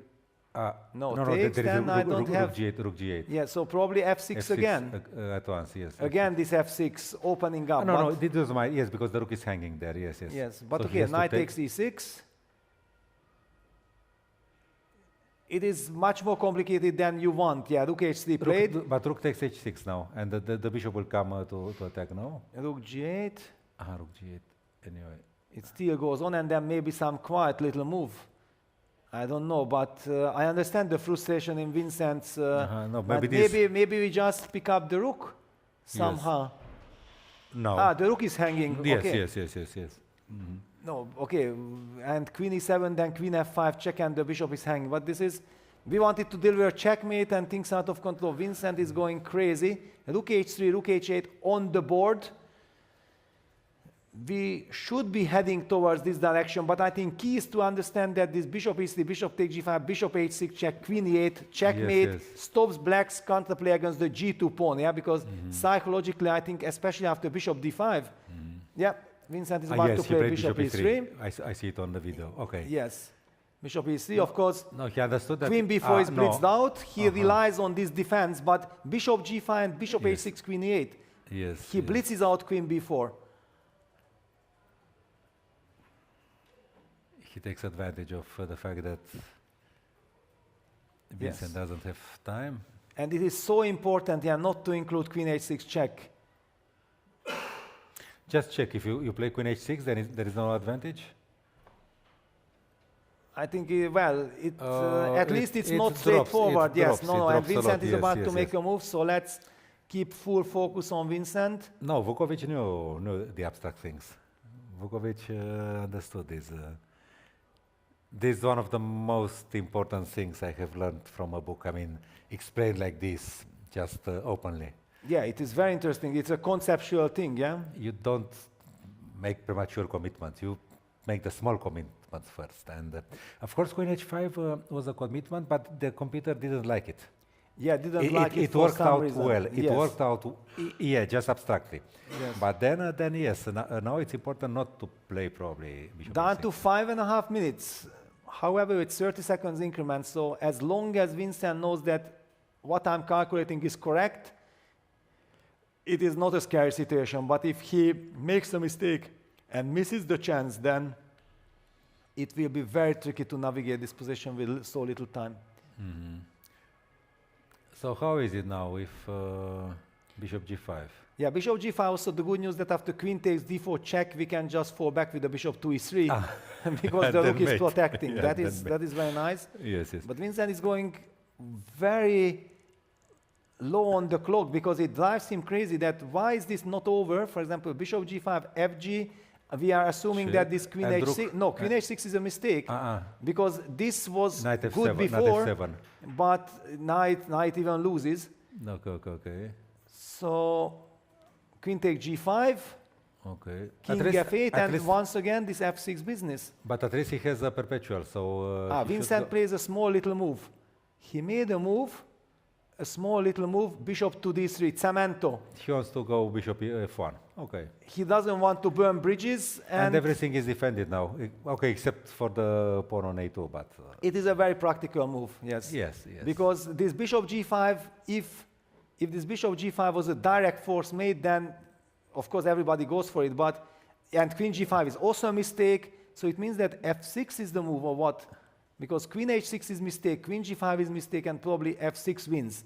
Okay. f6 now. f6 wins on the only spot, now. Yeah. King f6 is queen h6 checkmate. And if king g8, then bishop takes h7. Yes. One more time. Everything we check the...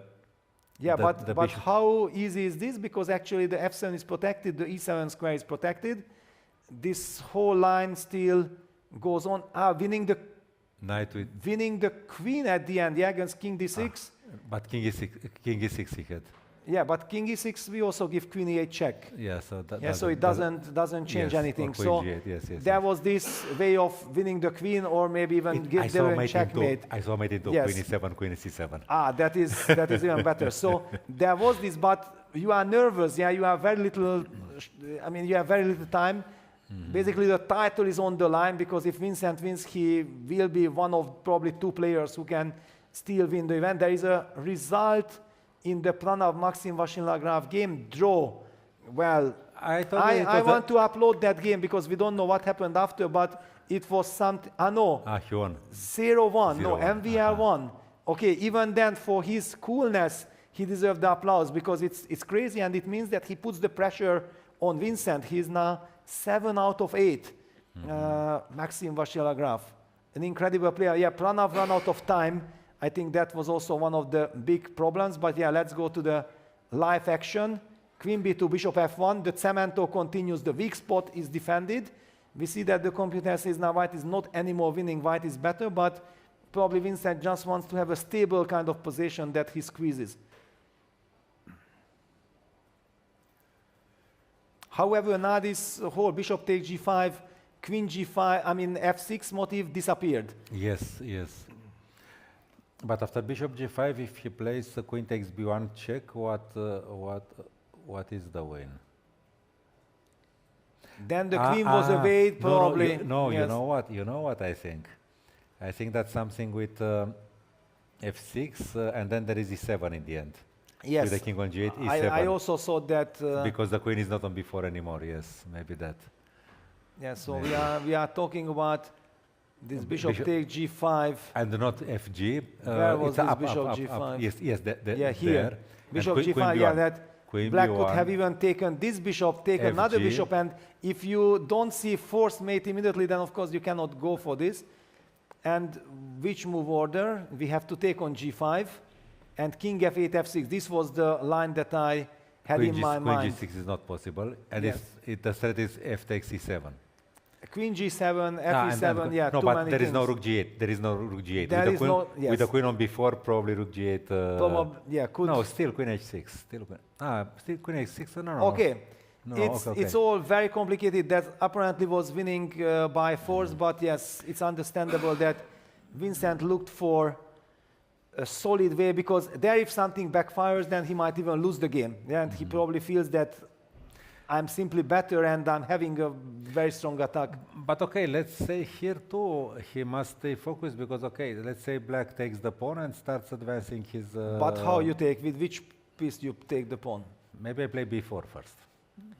Play b4. Another question, that what happens if black plays this h6 and goes now for all this type of... Because there is queen takes d4 check, yes, after, in some cases. Yeah, I don't know, this h6, it loses, yeah, it's very important for Vincent if this wins, because trading the rooks... King g8. King g8, because strategically, okay, he has perpetual, but where is the mate? And as you said, yeah, black is threatening to push. Queen h5. Queen h5 here. Yeah, and there is a move, queen a1. I believe queen a1 had been played, pinning the bishop, threatening bishop c4, putting the pressure. So the cemento is not that solid yet. Yeah, and look, yeah, Vincent is going crazy. He just cannot believe that he cannot finish it off. No, sometimes, I mean, you know, an attacking player, I mean, if he has the position with bishop takes g5, I mean, he has to win it. Yes. Because if you don't win it, you may slowly lose the advantage. Or I mean, it's very difficult to say what is a practical decision, because look, here there is queen a1 and you are still not solid. Not solid, yes. You are still not solid. You are not solid at all. Yeah, this queen is disturbing. The pin is there. There is no safety. If after bishop c4 you have to fall back with the rook to f3, then you lost all the ideas that you had before. Yeah, and again we are getting closer to some endgame maybe, which is not so happy for. Yeah, I mean it's. Yeah, no, it's clear that Vincent will have to somehow combine things with the sacrifice on g5, but he did not want to sacrifice unless he's winning by force. But there is no rule to this, because sometimes the trainer tells you, okay, instead of calculating all these stupid lines, you should have played a move like bishop d3 and win the game. Of course, some stable move, no nonsense and like this. But here there could be the other thing. Instead of prolonging, because now my move, he has to make decisions. Yes. Better you take a decision, then you calculate everything. Yes, you and then you have a clear direction, yes. And you win. But okay, how do you know in which situation you are? Yeah, this is now a very hesitant situation. Well, that's why it's ideally you have 50 minutes on your clock and then you can quietly calculate, but Vincent was too short on time. They are move 31, sorry, they are move 31 still. Yeah, and Vincent plays king f2. This is a little bit like a nervous move, king f2. Computer kind of agrees. He wants to go to h2 probably somehow. Check. He wants to get out of this pin, yeah? So if queen takes a2 check. King g3, and then if you pin, then king h2. Yes. And at least for one move you can breathe. Yeah, but this is already also very subtle. With 3.5 minutes on the clock already, think about all these finesses. Yeah, I mean, you took a subtle decision, bishop d3, you took another subtle decision, king f2, you'll need to take 2 or 3 more, yes. And your position didn't get better, it got less good. It got less good. Yeah, it is of course very dramatic. I don't know what is the best, to stay fully focused here or to have the bird's eye view and then have them on camera and then just to check out a little bit on all the other action, because otherwise we are missing out on everything. What do we have in the Magnus's game? Yeah, Magnus apparently is enjoying himself. He has a very good chance of winning. Maxim Vachiaglav has won his game. That is a very important so Magnus win for has him. a material advantage, actually, no? He has material advantage, yes. Rook and lot of pawns against 2 pieces. And the minor pieces don't look impressive. Sarana has played the move bishop c4 just now, putting the pressure on Vincent that I want to trade off these light square bishops. The computer hates it, but he's following a strategy, and his strategy is to put pressure on Vincent's clock. But he can take and maybe even play d5, I don't know. But d5 is not necessary. Maybe even. Okay, but the c pawn is also so-called coming. Yes, but I want to go d6. So maybe, I don't know. Yeah, but okay, we keep an eye what Vincent is just to continue our tour. Duda apparently is pressing on Murzin. Nyepo against Mendonca. Wow, according to computer, it's flat zeros, but probably Mendonca is in time trouble. Who knows what it is? A crazy wild position. White advanced a lot, but black blocked the position. And Abdusatov is putting pressure on Kamsky. All right, we had the overview. Let's head back to Vincent now, probably full screen. Bishop takes c4 happened. B takes c4 is blitzed out. And what next? When is this sacrifice finally working? But with the king on f2, I somehow intuitively don't have the feeling that sacrificing is the right way.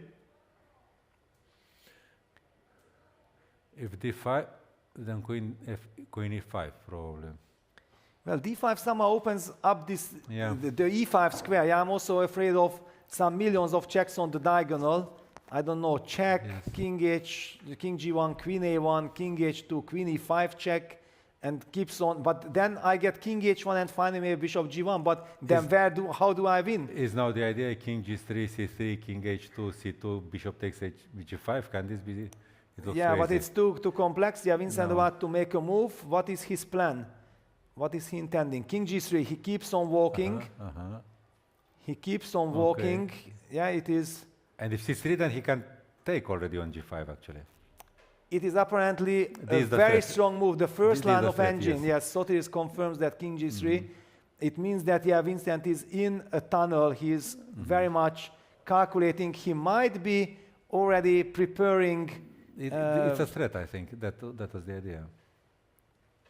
Yeah, bishop takes g5. Okay, the king on f2 was very unsafe. Yeah, but coming, I mean, this king f2, king g3 idea that Vincent came up with is super impressive. No, I mean, if he wins the game, it means that he managed this okay, because he knew that he would find such moves. No, king g3 reminds me of this famous Kasparov's king h2 against Karpov. Ah, the king, yes. Okay, this is different, the geometry, but the idea is the same, to prepare the attack. To prepare the attack, Of course, king g3 is no safe square, but however you look at it. It wants to reach to h2, yes. No, but now I think he wants to take. to take on g5. This is what I suggested, king g3 followed by king h2, but I think he can just take. If c3, for instance. Yeah, after c3 we take, because after c3 our king is kind of no, safe. If check, then king h2, yes, or after any check. Queen c3 or king e1. So basically we are assuming that after c3, bishop take g5, this should win. fg, and then, again, because the queen is so far away, I'm always tempted for this queen h6, rook h5 kind of idea. Maybe you're right. No? Can we just do this very primitive, systematic kind of stuff, which did not work at one moment with queen d6 because of knight f7, but now knight f7, not there. the queen is far, and it's equal material after knight f7. And very importantly, after this, we hide our king, and the h4 square is covered by the rook. So this is easily understandable. This is clearly what Vincent is relying on and playing for. Will we see h6 by Sarana just trying now to stop that idea with bishop takes g5? Can he slow it down? So here the problems were with this king. But okay, h6 we take, we give a check, and we play f6. I think that's what we want now to do.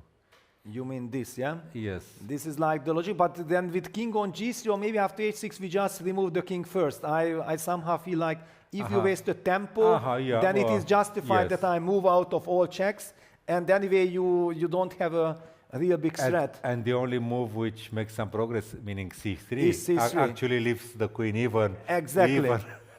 That is the right moment to sacrifice. Yeah, probably then king h2 is the most convincing. Yes, and then finally this whole triangle, this tango with the king will finally reach its final destination. Yeah, Sanna is looking, he wants to make a move in order to put Vincent under pressure on the clock. Certainly, when you think like you are probably losing and your opponent has little time on the clock, you don't want him to get extra time to think in your own time. But bishop c4 was a very clumsy move. I was very surprised. It kind of helped Vincent. Yes, because he had a problem piece. Yes. The bishop on f1. And he also anyway wanted the king on h2. Yeah, he wanted to continue this walk. No, I mean he didn't make his best, the best out of his practical possibilities.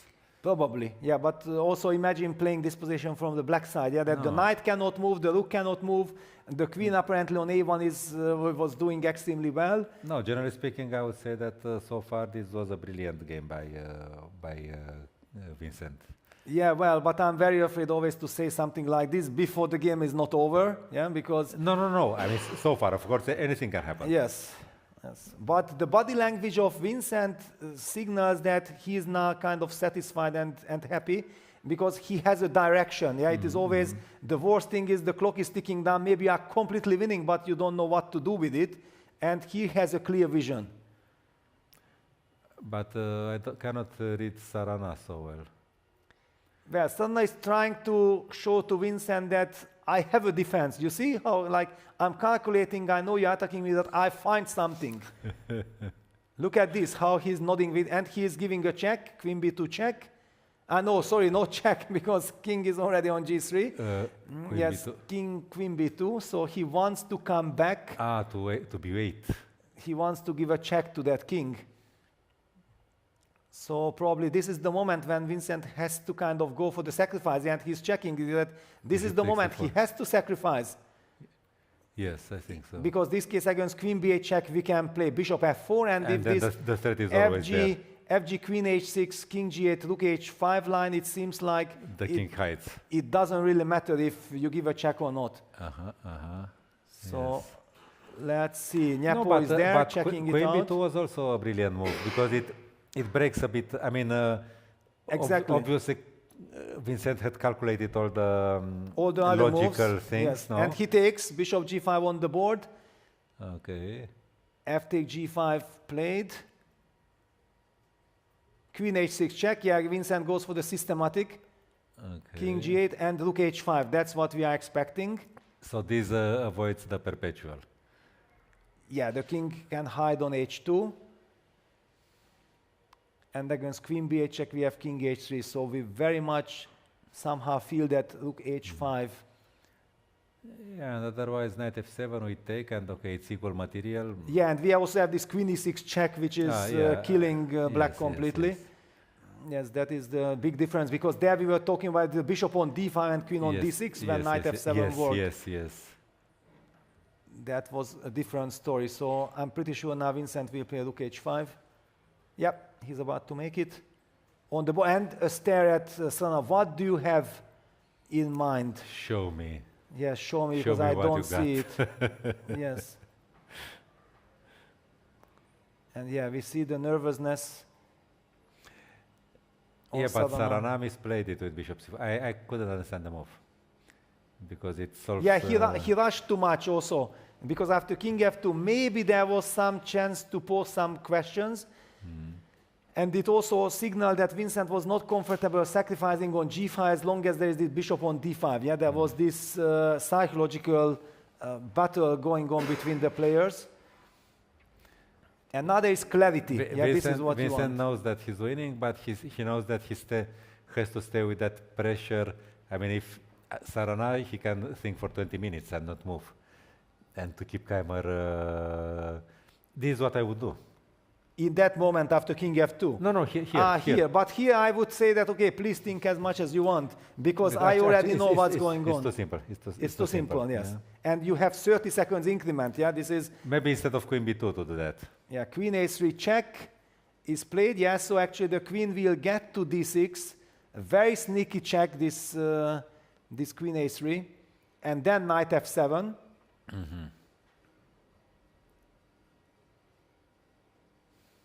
Because, yeah, king h2. But maybe king f2 now. Yeah, king f2, but then queen b2 check.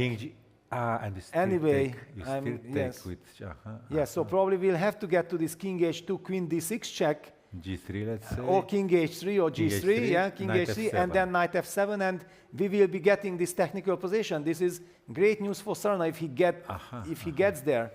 Wait a second, did actually Vincent miss this queen h3 just as we did? What a sneaky move. Brilliant defense by Sarana. But maybe king... Vincent cannot believe it. Yeah, he just completely missed it. But maybe king f2, queen b2. Okay, king g1, queen takes d4 check. But he gets to d6 anyway. Wow, no, this he haven't seen it coming. He haven't seen it coming. This is a shock. Maybe Sarana escapes thanks to this queen a3 check, combined with the fact that Vincent is down to 1.5 minutes, even less now. But the position is good for white anyway, probably, no? But not so clear. The c pawn is not alive. So clear. There is the c pawn, and there is the game is still in progress. Yeah, he moves the king back to h2. Queen d6 check is blitzed out. Okay, now king h3 is so much more natural than king h1, because the c pawn maybe queens them with check. Yes. You don't want to do that. You are hiding it on h3. That's kind of... Also, g3 weakens the king too much, exposes too early, I believe. King h3 would be the natural move. Yeah, on the board. Maybe after knight f7, can't we mate in a different way? Yes, so we are seeing this line, and look at this, the evil bad drops. This is what I meant, Yes. not to take. I wanted to just calculate the rook takes g5.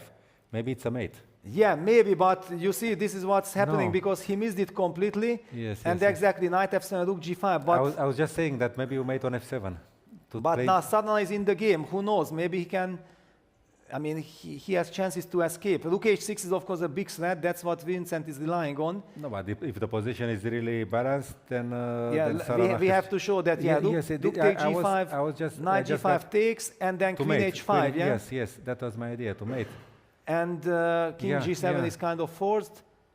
Check. Still, this I didn't see. This. And it still goes on, because we cannot play king h4. Maybe you can play g3. Wow, but that's also not easy. But can we play g3? No. Well, if we play g5, then there's rook f8 defending. Yes. At least humanly it looks like. Maybe it does not. Wow, okay, so it was crazy. It looks like it should be winning. But let's check how is the win, because I'm curious. We have to see. After king h6. G3 now. How is g3? No, G3 cannot be. This gives time. No, maybe f6. Even here, maybe f6. F6 threatens mate. Yes, yes. Maybe F6. f6. It's simple. It's simple. Yes, Because yes, queen yes. g7 is a mating or threat, or queen h5 is a mating. and queen h5 is also mate. And yeah, no, it's this. Wow, it would have been and incredible. If king g5, and look at this, Sana removes his jacket. He knows that finally, for the very first time in this game, I'm back. I have everything to play for. I'm removing the jacket no, to be ready. From a practical point of view, he's better. Well, I mean, the position is about. Well, we don't know. Maybe black still has to play very well in order to keep the balance. I don't know, because rook h6 is a huge threat. Yeah, but okay, queen takes d4. What happens after queen takes d4? In this moment, queen d4. Okay, I still play rook h6. But what is your threat after that? Well, okay, I have queen h5 check, rook e6. I have coordination, but certainly, okay, one could see that Vincent, you know, this is the typical story, that Vincent thought that game is over when he sacrificed on g5 and then missed queen h3 I was check. 1 second too late to stop him from taking on f7. I was just saying that I want to mate on f7. Yeah, but he there was no faster. way stopping him, Yes, because he had no time and he was emotionally finished. That how could he have missed this queen h3? He got under the influence, yeah. Sana picks up the pawn on d4, rook h6 blitzed out, and a completely new game has started. No, I mean, it's double-edged. I don't know if... But I think white is safe, because white has always kind of perpetual check with so much activity. Yes, it's also true. So I would still be worried to be black here, but maybe exactly with this queen d3 check, and then provoking g3 and then going, I mean, I cannot even play g3, but actually, where do I hide my king against the checks? After queen d3 check, we have to play like king h4, king h3. I mean, king h4, king h2, probably king h2, because the rook protects the d6. I mean, there are so much emotions, it's impossible to keep track of everything. C3, what if c3 simply? Well, then rook e6 I want, intuitively. I don't know if you play c3, I intuitively wanted rook e6. Okay, that's your... And this feels very bad, yes. So I think Sarana is still under heavy pressure, and he played a move. He played queen c3 check, which is... this was the check that disturbed me, yes, exactly. That king h2, queen e5 check, king h4, queen e1 check, and maybe it's just a draw by force. If g3, then queen on the back rank. Then back rank, and then the king is too weakened, yeah. That's it. Yeah, exactly. Just with move, pair, move. Yeah, and look at Vincent cannot believe. Yeah, it's draw. It will be repetition of moves, perpetual check. What an escape by Sarana, by putting pressure on the clock. Vincent won the battle over the board, but he lost the battle on the clock, and finally it equaled out. Right in the moment when he had to take the last important decision, rook g5, he was down to 1 minute. He was done, and he was emotionally finished that queen d6 check. Yes, I missed. But okay. Let's say rook g5 was the final thing, but when and look at the disappointment. Yeah, the king h2, queen e5, because he has to kind of come to terms that he cannot even play the game. It's over. It is perpetual check. Queen c3, queen takes d4, and queen c3. So the right thing was to win the game when he had 10 minutes. Yeah, he had to win with 10 minutes with bishop takes g5 and yes. f6. I mean, you have 10 minutes, you can calculate. You are strong, you can calculate it. Yes. That's because after that it can get confusing. It can get confusing. You have 1 to a minute, 1 minute you and then comes the surprise. If the surprise would have not happened, he just cannot believe. With 10 minutes you can calculate. You spend 9 minutes on it, and then you go for it. You have the increment. Vincent just cannot believe. And the tournament is extremely grateful and happy for Sarana saving this. Maxim Vachier-Graf had already caught up with Vincent Keymer, and all the players who will be winning on 5.5 points, they will be just half a point behind. By the way, Vincent has to play black against MVL. That's how dramatic and decisive this miss was. I'm not so experienced with freestyle chess. Is there any position in which it's a mutual Zugzwang? I mean, playing with white, it can be a bad thing? No, there is no. You just said that impossible, yes. You just said that MVL and the handshake, and let's see what the players will probably, Sana will tell that you had rook g5. Vincent said, I cannot believe. Sana said, yeah, I was completely lost. I cannot believe what happened. Vincent still doesn't see where was the mate, cannot believe what happened, how he did not win this game. It just goes on to show, that nerves, the tournament, 4th day of double runs, all the tension, and the clock pressure. And they are smiling. They both know that this was a miracle. No, but it was a fantastic game to follow. It was a fantastic game. It would have been even more fantastic if Vincent wins, I guess, for the crowd. Yeah, can you imagine now the crowd knows that, wow, Vincent had a chance to finish the game and be the sole leader going into the final round. And there is probably resignation by Yakuboev. We just catch the resignation, I believe. This means that, yeah, Vincent, Magnus has won his game. He's so within striking distance, half a point behind the leaders. So how is Gata doing, Gata Kamsky? Gata is still, well, we will get the bird's eye view soon. Maybe let's get the bird's eye view first. So we already know Magnus Carlsen has won. He's half a point behind. Maxim Vachier-Graf, thanks to with this win, he caught up with Vincent Keymer. They are sharing the lead, going to the final round, and they will be facing each other. No way out of that. Vincent had the chance to win the game, but somehow by miracle escaped.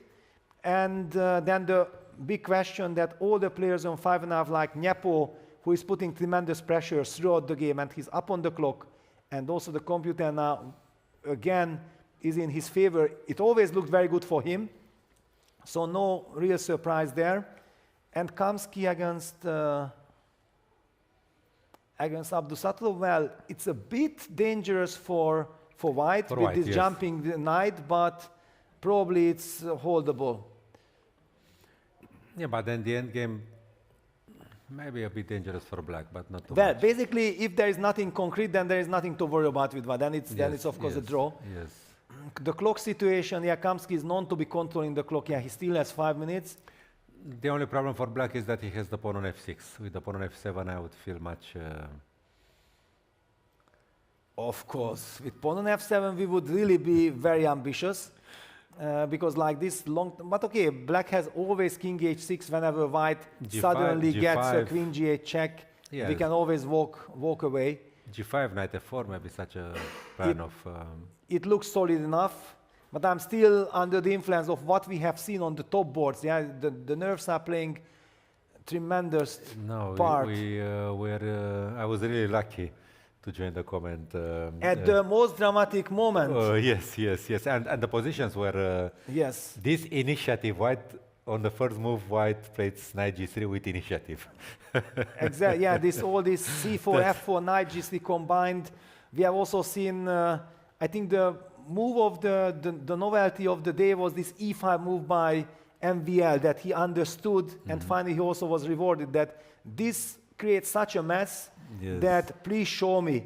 I'm such a master in this type of positions. Please show me with the ticking clock in 90 minutes game, you are able to prove what computer is saying, that White is objectively better in the mess, but practically speaking, it is anybody's game. Yes, the other games were...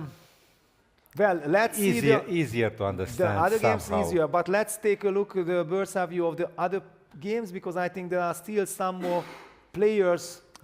Are there some more players? Yusupov with Aronian. No, I think no. The other, maybe Aryan Chopra. You mean who they're have on chances 5.5. for anything? Can we get confirmation? Are there any other players on 5.5 so that we know that their win would mean so much? I believe not. By the way, we promised to also look at Yusupov versus Aronian. It's an ending. Apparently, not much going on. Yeah, Aryan Chopra is on 5.5, and Fedosiev is on 5.5. Yeah, actually, whoever wins that game, and Chopra seems to be completely winning. Yes. Then Chopra will be moving to 6.5 points. What a surprise! Niemann, how is Niemann placed? Well, he has only 5 points. He lost 2 games yesterday, 2 consecutive games. Two. Okay, I was aware of one. Yeah, he lost both games yesterday. He's worse, yeah? He's a piece down? Okay, for 2 pawns. Well, we see Kadrich beat Dominguez. Wow. That's a big news for Kadrich, and of course, very sad news for Dominguez and his fans, with that loss, he's completely out of any race for good prize money. But okay, all eyes on the players who have 5.5 points. Let's just say that also the computer says it's draw in Yusupov against Adonyan position, but this is humanly a total nightmare. When the knights start jumping on all the weaknesses, I wouldn't be surprised if Levon wins this. Yes, because the bishop doesn't have. I'm, for example, having a plan like going knight e1, inviting g3, then going back to d3, f2, e4, and then I will target c3 and g3 pawns. Good luck defending that. Yes, okay, king f4, bishop b4. Yeah, Arthur actually played g3, indicating that I give you this. Please do it, because I believe in he has bishop a5, bishop b4 always. So Yes, he will never be in Zugzwang. With the knight on a4, yes. With Yes. the knight on a4, he has that. Okay, so Arthur, the maestro, probably will save it. Hans Niemann is fighting against Shashikira in a very tough battle. No, it's already bad. According to computer, it's already bad. But as you highlighted, he is a piece He's a piece down. down, yeah. So actually, he needs a miracle. Levon goes for knight f2 against, and there we have. Let's just treasure this moment for a second. Arthur Yusupov against Levon Aronian. Two extraordinary, also gentlemen, not just brilliant players, legends. And Aronian's usual beautiful shirts. Yeah, always this extravagant Yes. shirt. And Arthur will be systematic. But does actually, wait a second, if you start with bishop b4, then I have knight h3 check, and then king h4, knight g1, and then the knight heads to e2, and I'm not sure if that changes or it does not change. But king f4 now looks normal. Yeah, king f4. But did Arthur play? No, Arthur plays bishop b4. It's still, is it fine? No, I think it's not fine. He fell into the trap, knight h3. And it's over. Knight h3 check, Levon tricked. I knew that this is, with little time on the clock, impossible to defend. King h5, knight g1. Grandmaster Shuba used to say in Romanian that in time trouble the knight has many feet. Of course, this jumping knight, yes, it just destroys you. Poor Arthur fell victim. Yes. And how many endgames he won like this? Yeah, and how much he has studied yes. and showed his students and everything. Yeah, he's a fantastic trainer. He's a beloved personality and everything. Yes. And then this happens to him. But I was very worried because, okay, forget the evil bar, the human eye immediately tells you that this is horrible. Aryan Chopra has already won his game against Fedoseev. And here basically it is game over. This might give us the chance to head back to see, for example, what Duda is doing and what Nyepo is doing, because they are playing on the big stage, and if they win, they will also get to 6.5 points. So the question in Nepo's game is whether he can get... he got to the king. He got to the king, yes. C7 check is played. Yeah, let's get Nyepo Mendonça on our screen. 11 minutes for Nyepo, 1 minute for Mendonça. It should be... So the fortress fell down, but okay, he still has to take decisions probably. It should be trivial. And we have some breaking news, guys. Stay with us. Something very good will happen to us. We'll have a very special guest showing his game.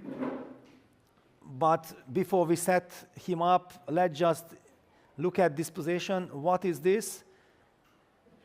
36 seconds for Mendonça. How do you survive this against Nyepo? How do you keep on going this position? That is the big question. That is a very big question.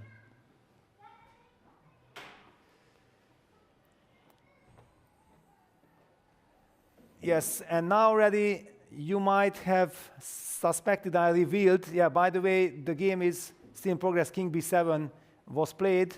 But the breaking news is that we have none other than Magnus Carlsen with us. Magnus, congratulations on winning this crazy game. After like 1.5 hours, you guys just made 4 moves. Please tell us, I will give you the mouse so that you know that we appreciate very much you are here, but you are in command how long and how much you want to show us. Yeah. First of all, I think this tournament has shown more than anything else, like how much the starting position can matter in certain situations. And when we revealed this position, I was just thinking, oh, this is fantastic. This is very interesting. But for whom? Yes? No. I understood. Like my position is super dangerous, but we're not gonna have a boring game. Like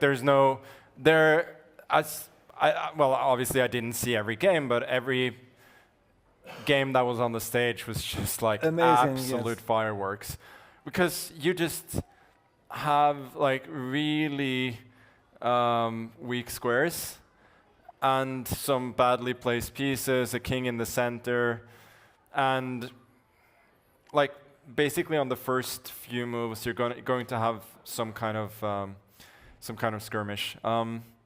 And also the bishops cannot neutralize each other. No, like that's true. Like when you have the bishops in the corner, normally there will be some kind of double fianchetto and a very long game as well. Knights in the corner are terrible. And yeah, this usually means, like the rooks are well placed, queen is well placed, and so on, but it seemed like there's a lot of potential. And so here, I was thinking for a little bit already, because it's not so obvious to allow this, but this stuff as well, which I saw that others played, it looked, I don't know, it looked a bit dangerous to me. Like I saw that MVL played this, but I didn't consider that. It was very interesting. Computer disliked it, but it was just impossible to navigate. Yeah. We understood nothing about it. No, I didn't understand anything either. Watching from afar, but this also goes to show when you get such a kind of non-standard position, everybody has their own idea of how to handle it and so on. And it seemed to me that what Mendonça did was also quite interesting. I was considering that.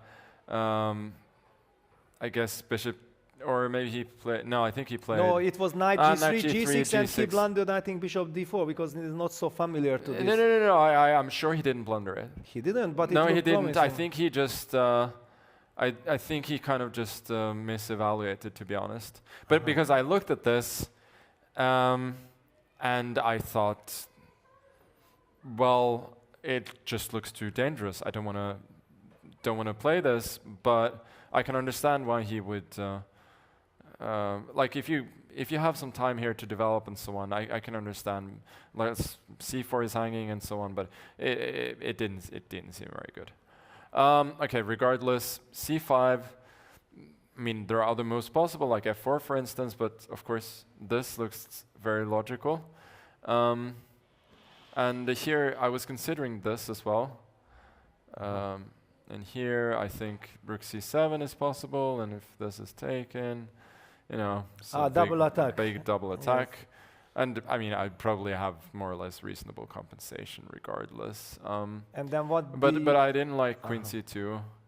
And then, for instance, if queen c7, he gets g3 and f4, and this didn't seem very good. For instance, here. Oh, there's f5, and there's also g4, and I didn't like that. So I decided just to kind of try and play tactically already with queen c7. g4 was expected to stop f5, and now knight b6. Yeah, this is a big moment, of course, since I mean, knight g3 is incredibly natural, but then all hell just breaks loose immediately. So, like he mentioned, the move d3 after the game. But here I thought maybe I could go for like e6, intending d5 or f5. I think if I get f5, I'm completely fine. So this is kind of normal, and I don't know, knight g6, preventing f4, for instance. Always with some d5, very complex. Very, very complex. No idea how to evaluate it. Also, knight g6 immediately, maybe. I don't know. It didn't seem unplayable to me. Yes, my pieces are in some weird squares, but so are his. Like, I can all of a sudden like castle queenside sometimes, and there's going to be some kind of crazy skirmish probably going. But obviously, I was very happy to see this. Since now I can just this is like nothing even resembling normal chess. This is a just completely different game. But also never have seen this in freestyle yet. Yeah, we have that's been the thing. playing Like and this covering. doesn't look like anything we've seen at all. And so, yeah, this was. Of course, I was hoping just out of curiosity to see this move, and here, f4 was my idea. Yes. For instance, knight e4, f3. Locking. Yeah, locking and down the this bishop. I thought, oh, the computer really hates this. Okay. So queen e5 maybe? Maybe queen e5 and rook f4. Maybe that's the move. I was also looking at this. Knight f3, And rook takes. f3. Enjoying, yeah? Enjoying life. And this, knight f4. So here, queen b2. Here, and I thought e6. Apparently that's a bad move. It's still winning. But it's, I mean, You obviously love the picture, yeah? yeah. Obviously, this could. He's never going to allow that. And yeah, otherwise, I think after something like knight f5 as well, I think also f3 here is possible. I guess maybe. Yeah, our feeling was also that also this. after at least f4, you are just playing for advantage. Yeah, I thought so too. Like here as well, it should be better for black. And yeah, I thought maybe f3. Okay, again, engine just thinks I'm an idiot. But actually, f4 was very strong. We were praising f4. It took some time for Nodibek, and then you played f5. And what happens if he takes gf? No, this is what I was expecting, and I thought, okay, I'll grab the pawn, I'll go back, and I have no idea. I thought, like, who's better and why? I have no idea. I mean, he has some kind of obvious compensation for sure, but it didn't seem, unless there's some queen c3, which I didn't really, yeah, I didn't see that. Maybe there's some concrete problem. T5. Okay, anyway, very messy. T5, I don't know. But this shocked me, absolutely. And he kind of blitzed it out, He blitzed it out as well. Like, I thought his intention was to do this. But also this didn't seem very promising to me, like knight b6, I think. And if bishop c5, there's d5. And I thought I'm doing well. And also, like here, queen d6. I should be doing really well. Knight on g7, knight on a1, yeah? No, but this was massive surprise, of course. We were speculating that he missed that against d3. You have rook f4 from 5. Yeah, I think maybe he did. Yeah, I think maybe that was it. So I kind of played d5 a little bit too quickly. I thought maybe afterwards that maybe this was even better. Oh wow. Yeah, engine seems to like it. But I just I'd seen d5 from afar, and I thought, okay, I'm better, and I mean, I'm better, and I should be much better. But actually, it wasn't so clear at all. So, yeah, maybe his intention was d3, but he kind of sensibly decides to go for the endgame, because this looks really bad. But yeah, I don't think it's clear at all. d4 as well was possible, but he goes b4. Starts annoying me like this. Maybe some rook b1 in some lines. I wasn't so sure about that.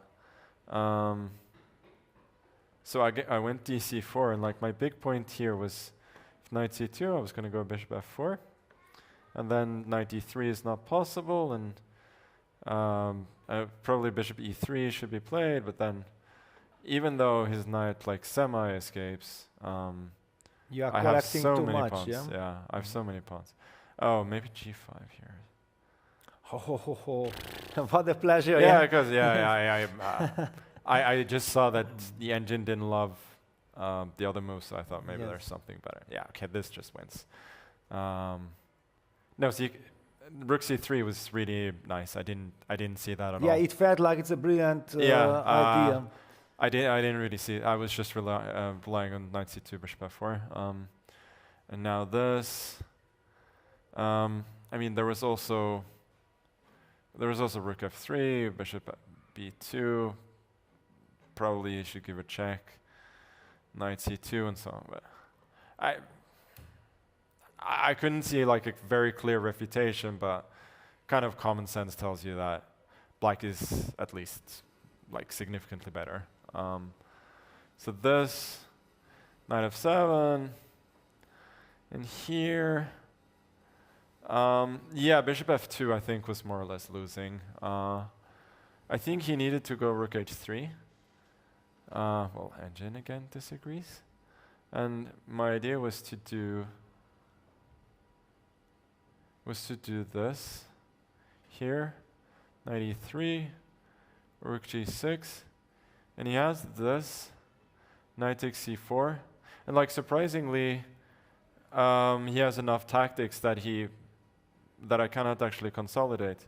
So I was intending to go bishop b8, king e6, and I thought this position was still incredibly dangerous for white. But of course, if he knows that he can get here, then he will be very happy. Then he would be very happy because, yeah, bishop f2, again, I hadn't seen this at all.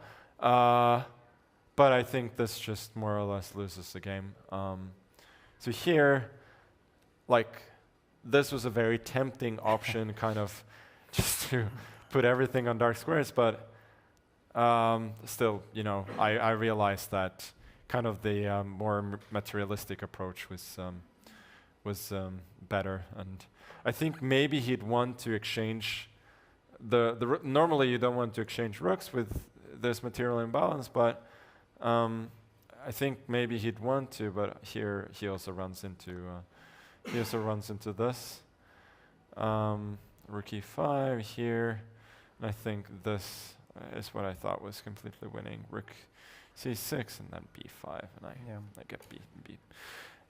Okay, so bishop e5, but now, like, you can see that he can avoid the rook exchange in some lines, but it doesn't matter. Like, his pieces are too passive, especially the knight, and my rooks are super active. So, yeah, a3 kind of loses the game on the spot, but there was very little he can do, and now I got the chance to demonstrate some nice ideas.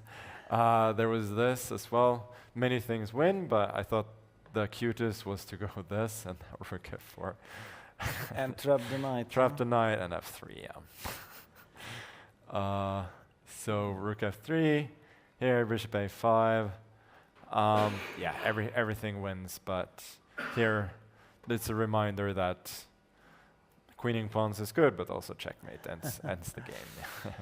So. Yeah, wow, what a game. Yeah, crazy. We were also so much enjoying with my partner, Mihail Marin, that we had this fantastic starting position. Yeah, and then everything got out of control. No, it really, like, to some extent, this tournament is, playing freestyle is such an emotional roller coaster because there's been a few games like this one, also the day we played the two like normal chess positions just with a little twist, that was fantastic.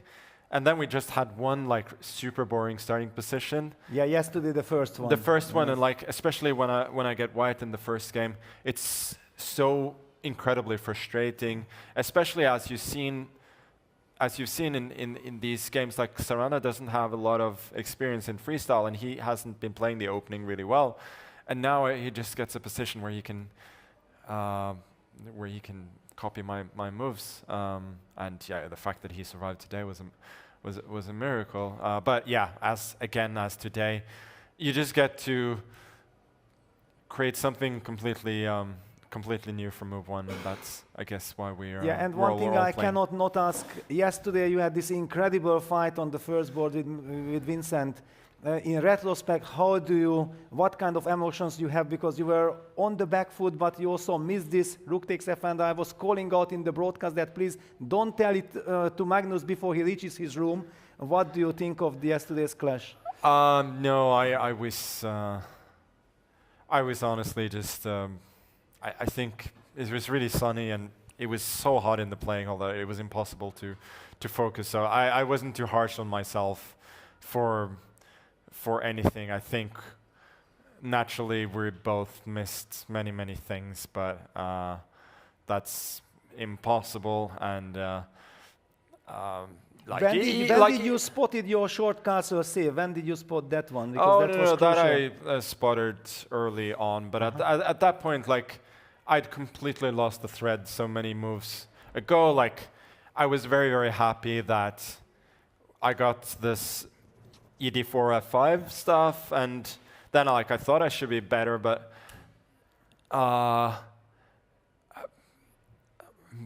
honestly, like, I played this move knight a6, which was terrible. But the thing was that I was literally thinking, like, I have too many choices. Like, I can play h5, I can play knight d7, I can play knight e6. I was I can play bishop c7 also. Knight a6, I can play bishop c7. Like, all of my minor pieces, except for the f5 bishop, has like 2 or 3 choices. And my brain was just completely overheating with the choices that I make. And I thought, like, knight a6, this is probably not the right choice, but I have no idea what to do. And that just goes to show how difficult it is. And of course, he completely outplayed me for the next few moves, and I was just trying move by move to survive. And this, yeah, rook f5, I would have been upset, except I didn't see it at all. So yeah, we neither. And one more question to the tournament situation. I think that after Vincent drew his game, MVL has won. Now it is anybody's tournament, basically. What do you feel? How do you feel going into the final round?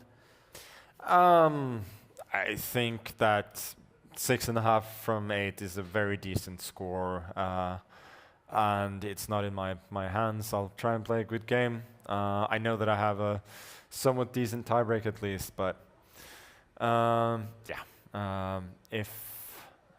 if I play a good game and I don't win the tournament, that's fine. If you score 8 of, like, scoring 9 out of 9 is obviously very good, but 8 out of 9 is just also incredibly good.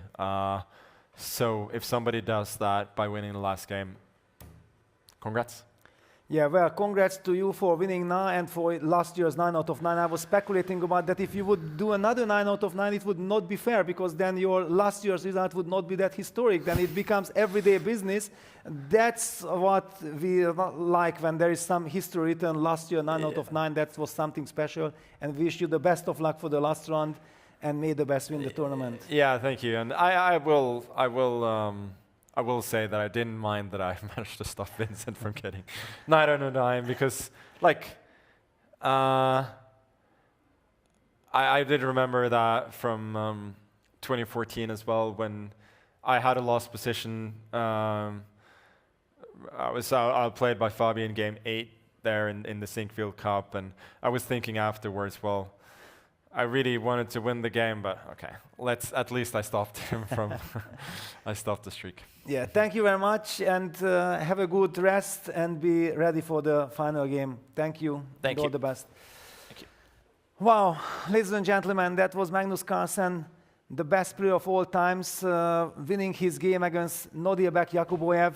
And it's always such a joy to see this incredible love of the game, the passion that Magnus brings, and explains that, wow, how fascinating he finds the starting positions. And yeah, it is just a treat. It would be nice to keep him longer, but if we keep him longer, then he will not come next time. Yeah, so I'm always trying to, find the balance that Magnus gets the mouse. He shows us as many lines as he pleases, and then he shares his thoughts. We appreciate it. It's fantastic. But he has one more game to play, the final game. So best of luck to him and to everyone else. And here, who needs best of luck is Gata Kamsky. It should be a draw, but the knight is jumping. Knowing his class, clearly we believe that this is just a matter of technique. A walk in the park for Gata. Abdusatulov will be testing him a little bit, but I don't think, Mikhail, what do you think? Well, the similarity with Yusupov's endgame is only optical. Yes. So two few points. And one very important news, Duda has won his game against Mursin, which means that Jan Krzysztof Duda is also on 6.5 points. And everything to play for. But Nepo doesn't have an advantage Wow, anymore. Nepo, wow, we have to go there. I was assuming that he has already won, and what they are signing the score sheets, which means that it should be a draw. Yeah, it is a draw. What an escape by Leon Luke Mendonça against none other than Jan Nepomniachtchi. Can you believe this? But how did it go? Because he played c7 and okay, actually I said that he still has to work out details, but he got closer to the king. Okay, that was... Yeah, one thing that the position is dangerous, but look at the clock situation. 47 seconds versus 11 minutes against Nepo in this situation. I think Nepo just cannot believe what happened, because like this, he already, he's shaking his head. He cannot believe what happened. There is no way he can win the tournament anymore, because he's on 6 points after this draw. Nodirbek Abdusatov is looking at the distance.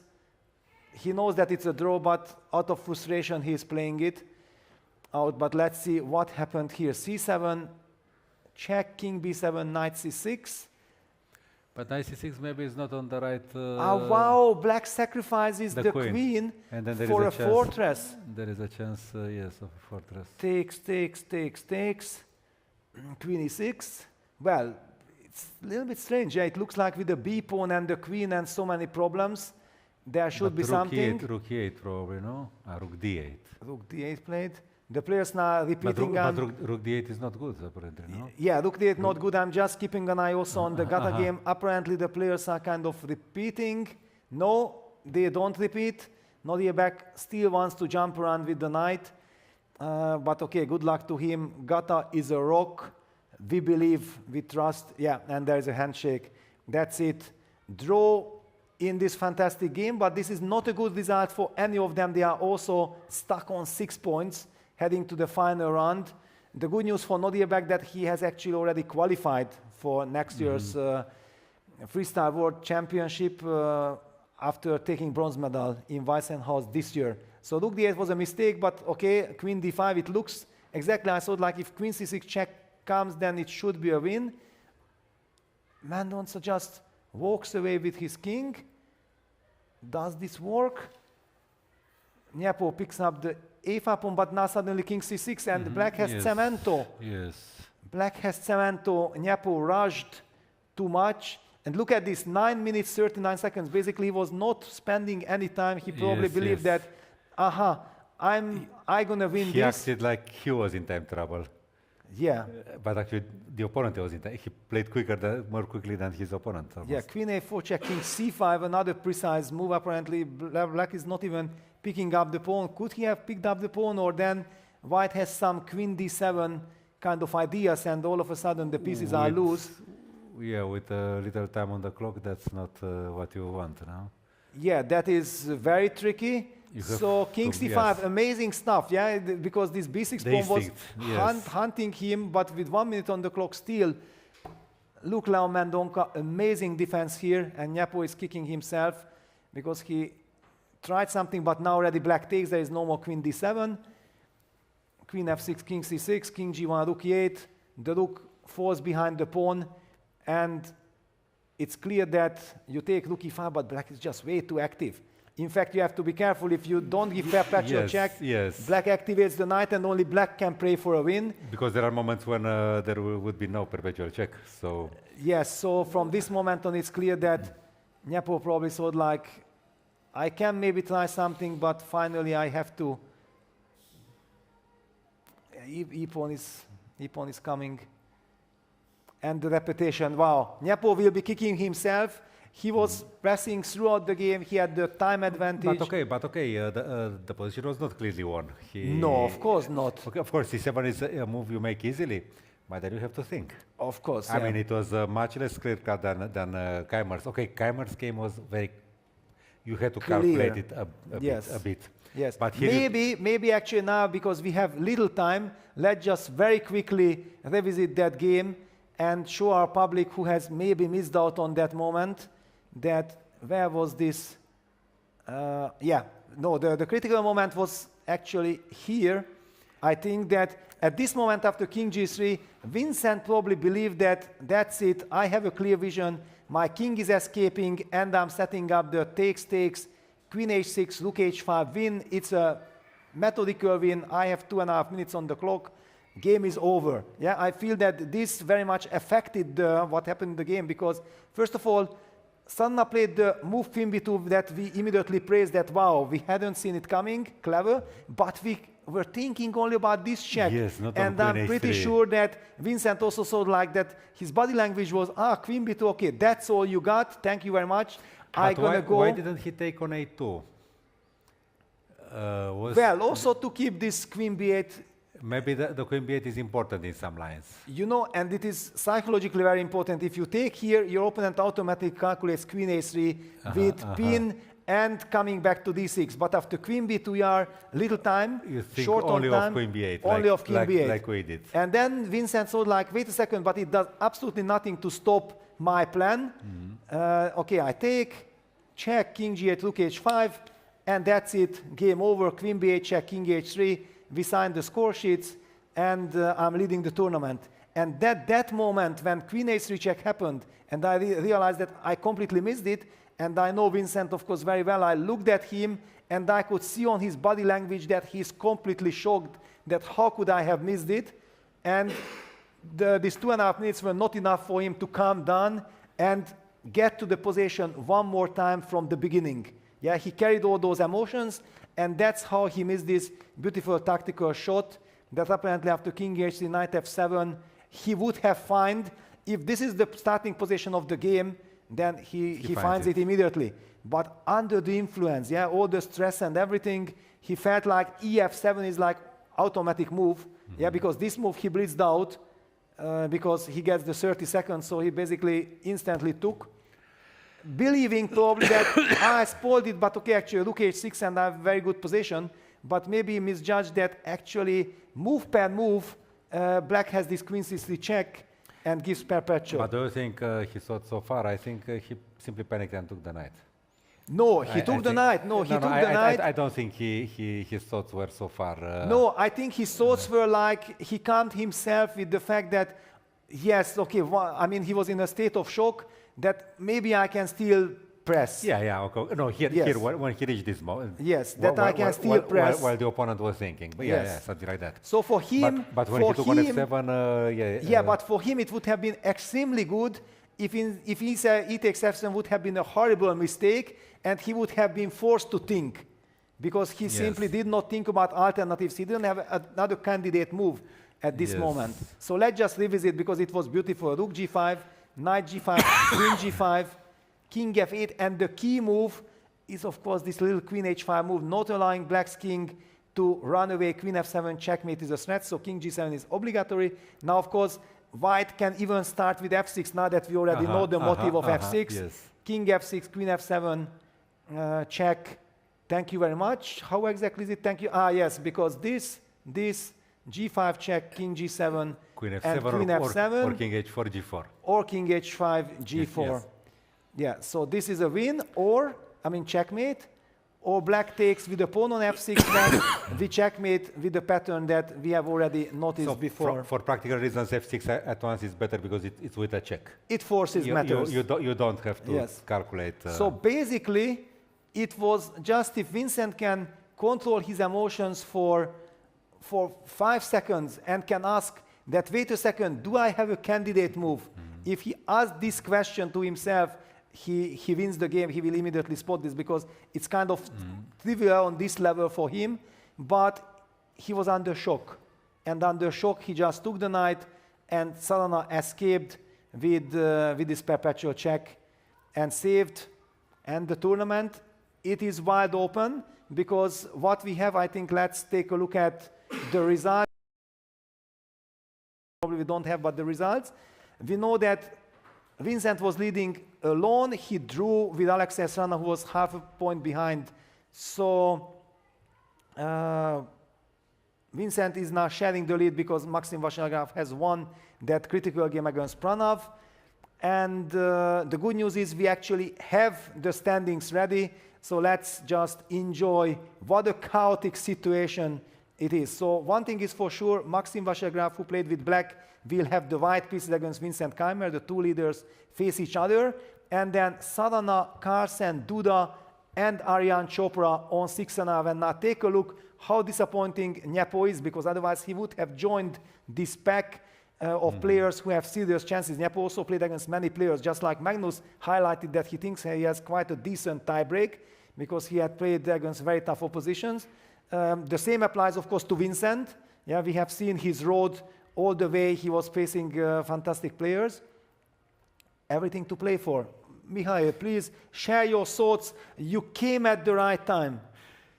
Yes, that was fascinating, but then there was, I mean, the only thing that haunts me is this missed win. I identified myself, because it was also my kind of position. Yes.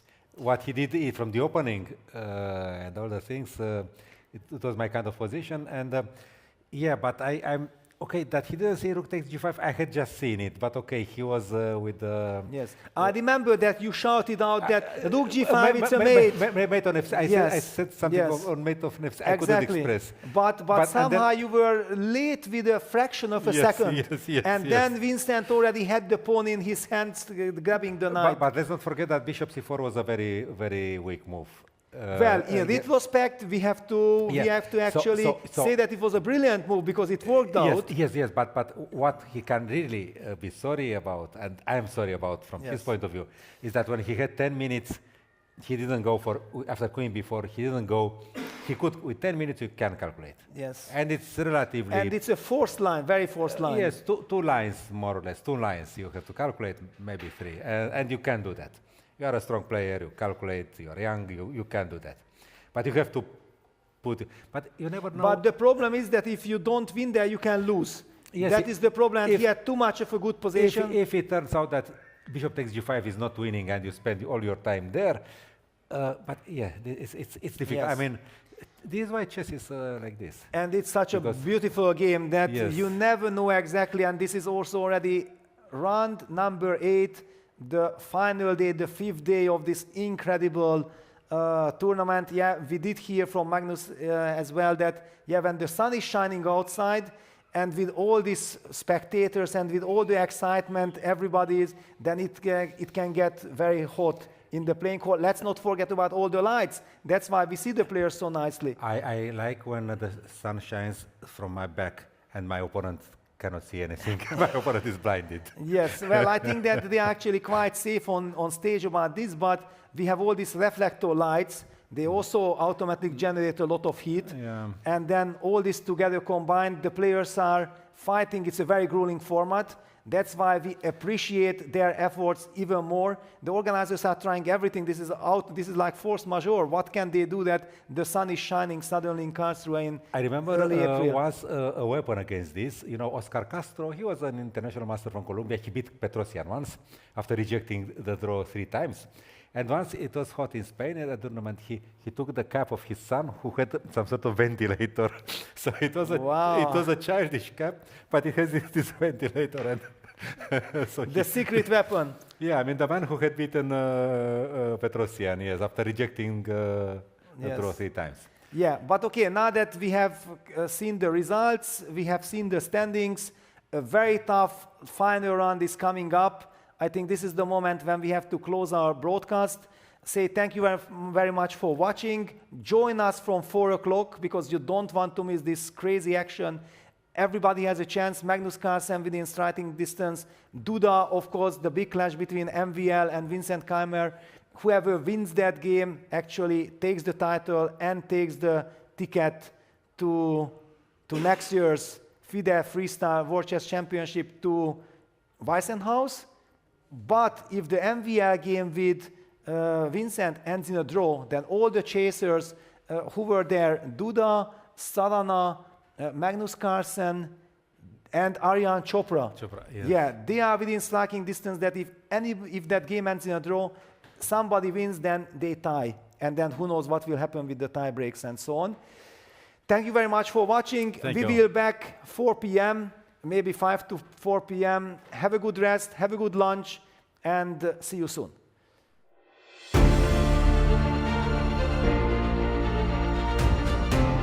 Do you want to put your chess skills to the test?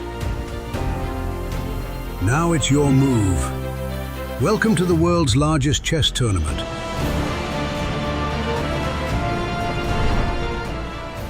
You can look forward to the Grenke Chess Open with prize money of 70,000 euros and the Grenke Freestyle Chess Open with prize money of 215,000 euros and a place in the 2027 FIDE Freestyle Chess World Championship. This is your chance to compete against the best players in the world, such as Magnus Carlsen and Vincent Keymer. Are you ready?